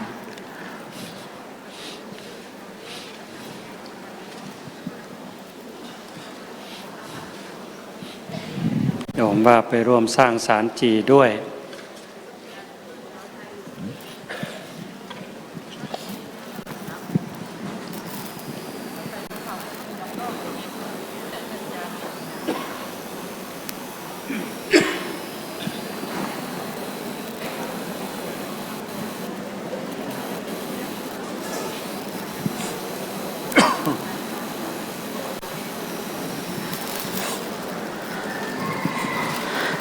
ในส่วนคุณญาติคุณโยมที่อยู่ด้านหลังนู้นท้ายสุด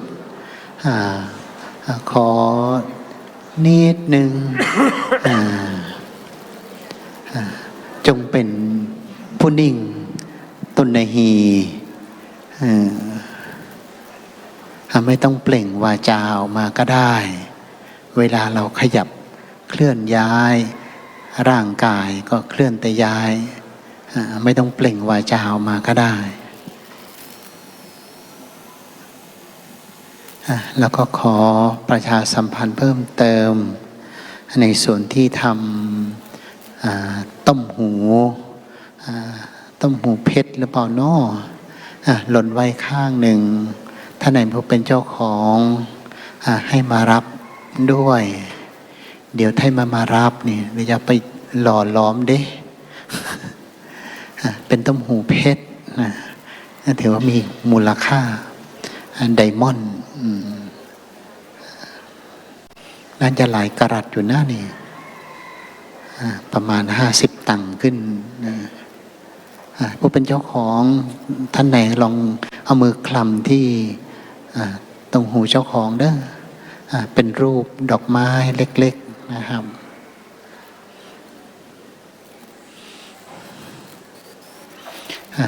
ถ้า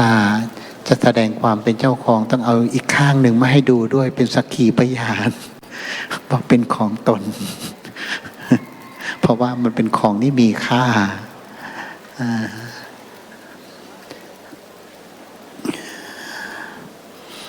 ถ้าท่านข้างหลัง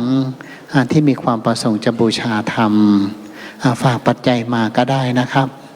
เพราะแต่ยังจะเดินไปเดินมาก็ต้องใช้เวลานาน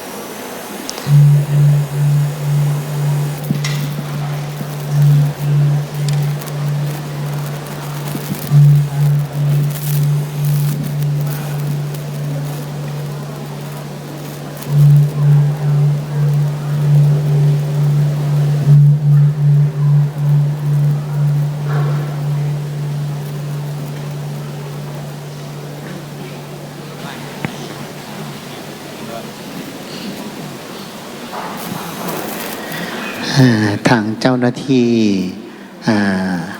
วัดเพิ่นบอกว่า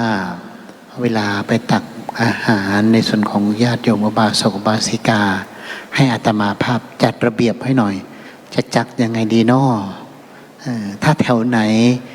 อยู่ในกลุ่มไหนให้อยู่ในความเรียบร้อยก่อนเดี๋ยวให้แถวนั้นก่อนเอาอย่างนั้นดีไหม นะเอาเป็นว่าก็อนุเคราะห์ซึ่งกันและกัน แล้วก็ดูแล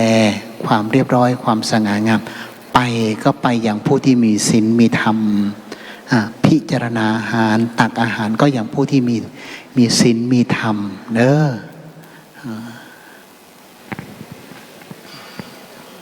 เดี๋ยวขอโอกาสนะครับสำหรับวันนี้ญาติโยมที่อยู่หวยเมื่อคืนตีดูแต่ของเลย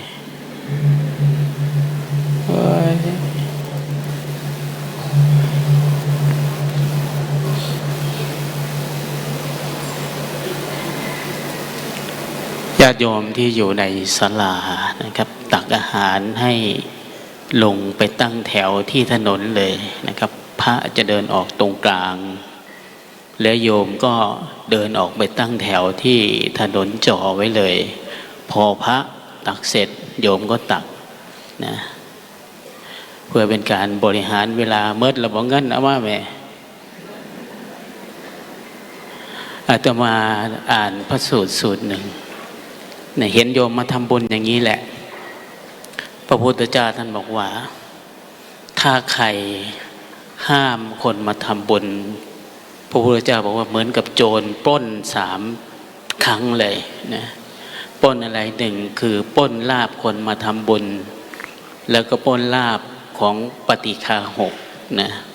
แล้วก็อย่างสุดท้ายก็คือทำลายตัวเองด้วยอาตมาก็เลยบอกหามนะพากันเอามาเหมือนเราไปนิมนต์พระอาจารย์ให้พร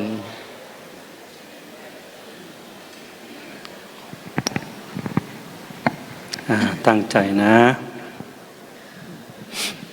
ทุกคนทำใจให้นิ่งทำจิตให้ว่างทำความรู้สึกสว่างนึกให้เห็นใบหน้าของคุณแม่ของเรา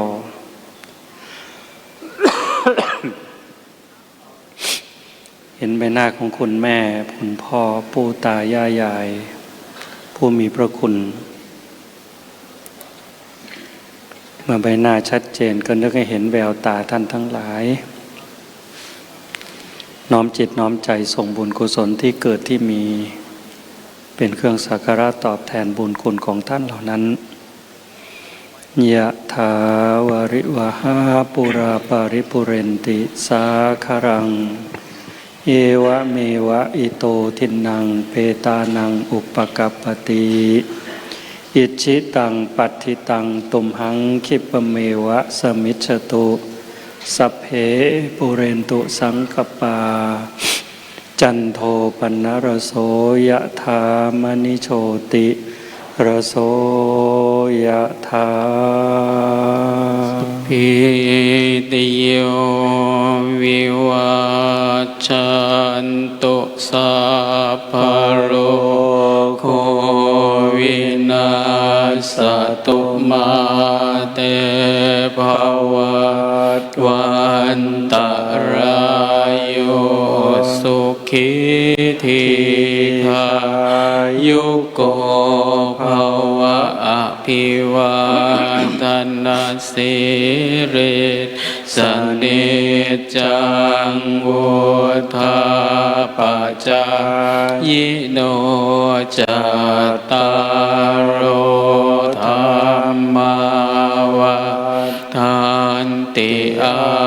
ยุวันโนสุขังภารังอายุโทภรโททีโรวันนะโทปฏิภาณโทสุขัสสะคาตาเมธาวิสุขังโสอธิคาชติอายุงทา ตวาภรังวันนังสุขันจะปฏิภาณโททีขายุยาสวาโหติยาทายาทุปปัชชติเตภวตุสัพพมังคารังราคันตุสัพพเทวตาสัพพพุทธานุภาเวนัสสัทธาสุทธิภวันตุเตภวตุสัพพมังคารังราคันตุสัพพเทวตาสัพพธรรมานุภาเวนัสสัทธาสุทธิภวันตุเตภวตุสัพพมังคารังราคันตุสัพพเทวตาสัพพสังฆานุภาเวนัสสัทธาสุทธิภวันตุเต ในลำดับต่อไปคุณญาติคุณโยมคุกเข่าขึ้นกราบองค์แสดงพระธรรมเทศนาพร้อมเพรียงกราบกราบ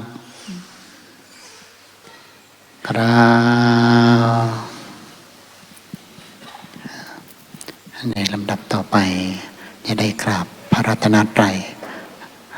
พิจารณาอาหารเป็นลำดับต่อไปครับ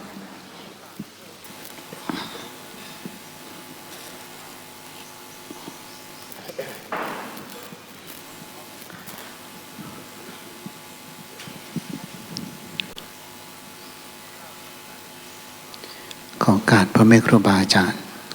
อรหังสัมมาสัมพุทโธภะคะวาพุทธังภะคะวันตัง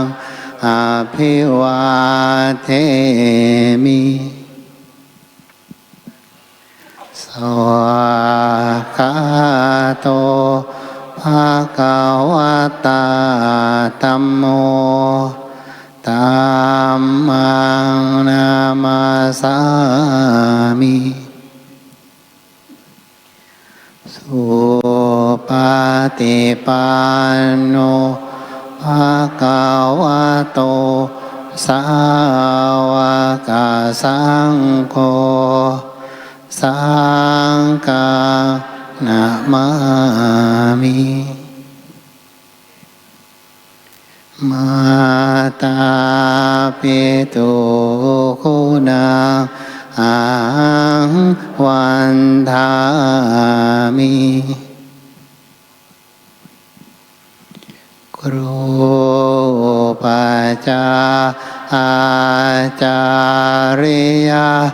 คุณังอังวันทามิคณะสงฆ์ทำความเคารพประเดชพระคุณพระอาจารย์ใหญ่เดี๋ยวกับหลวงพ่อบุญมาก่อนนะครับพระมหาเถระนะครับ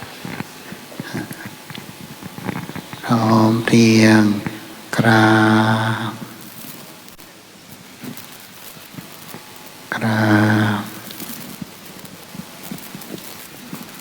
กราบ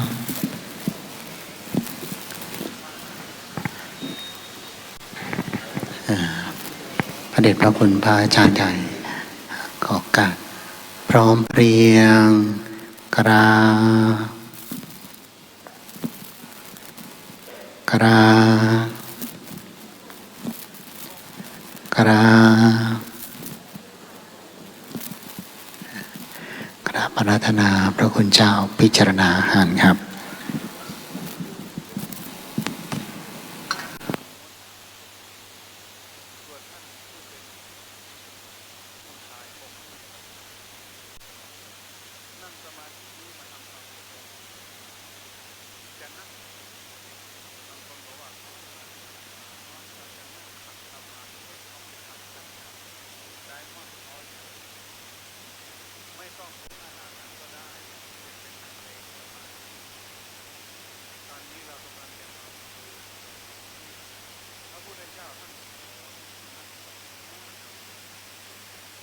ท่านบอกว่านิสิพลังต่างๆ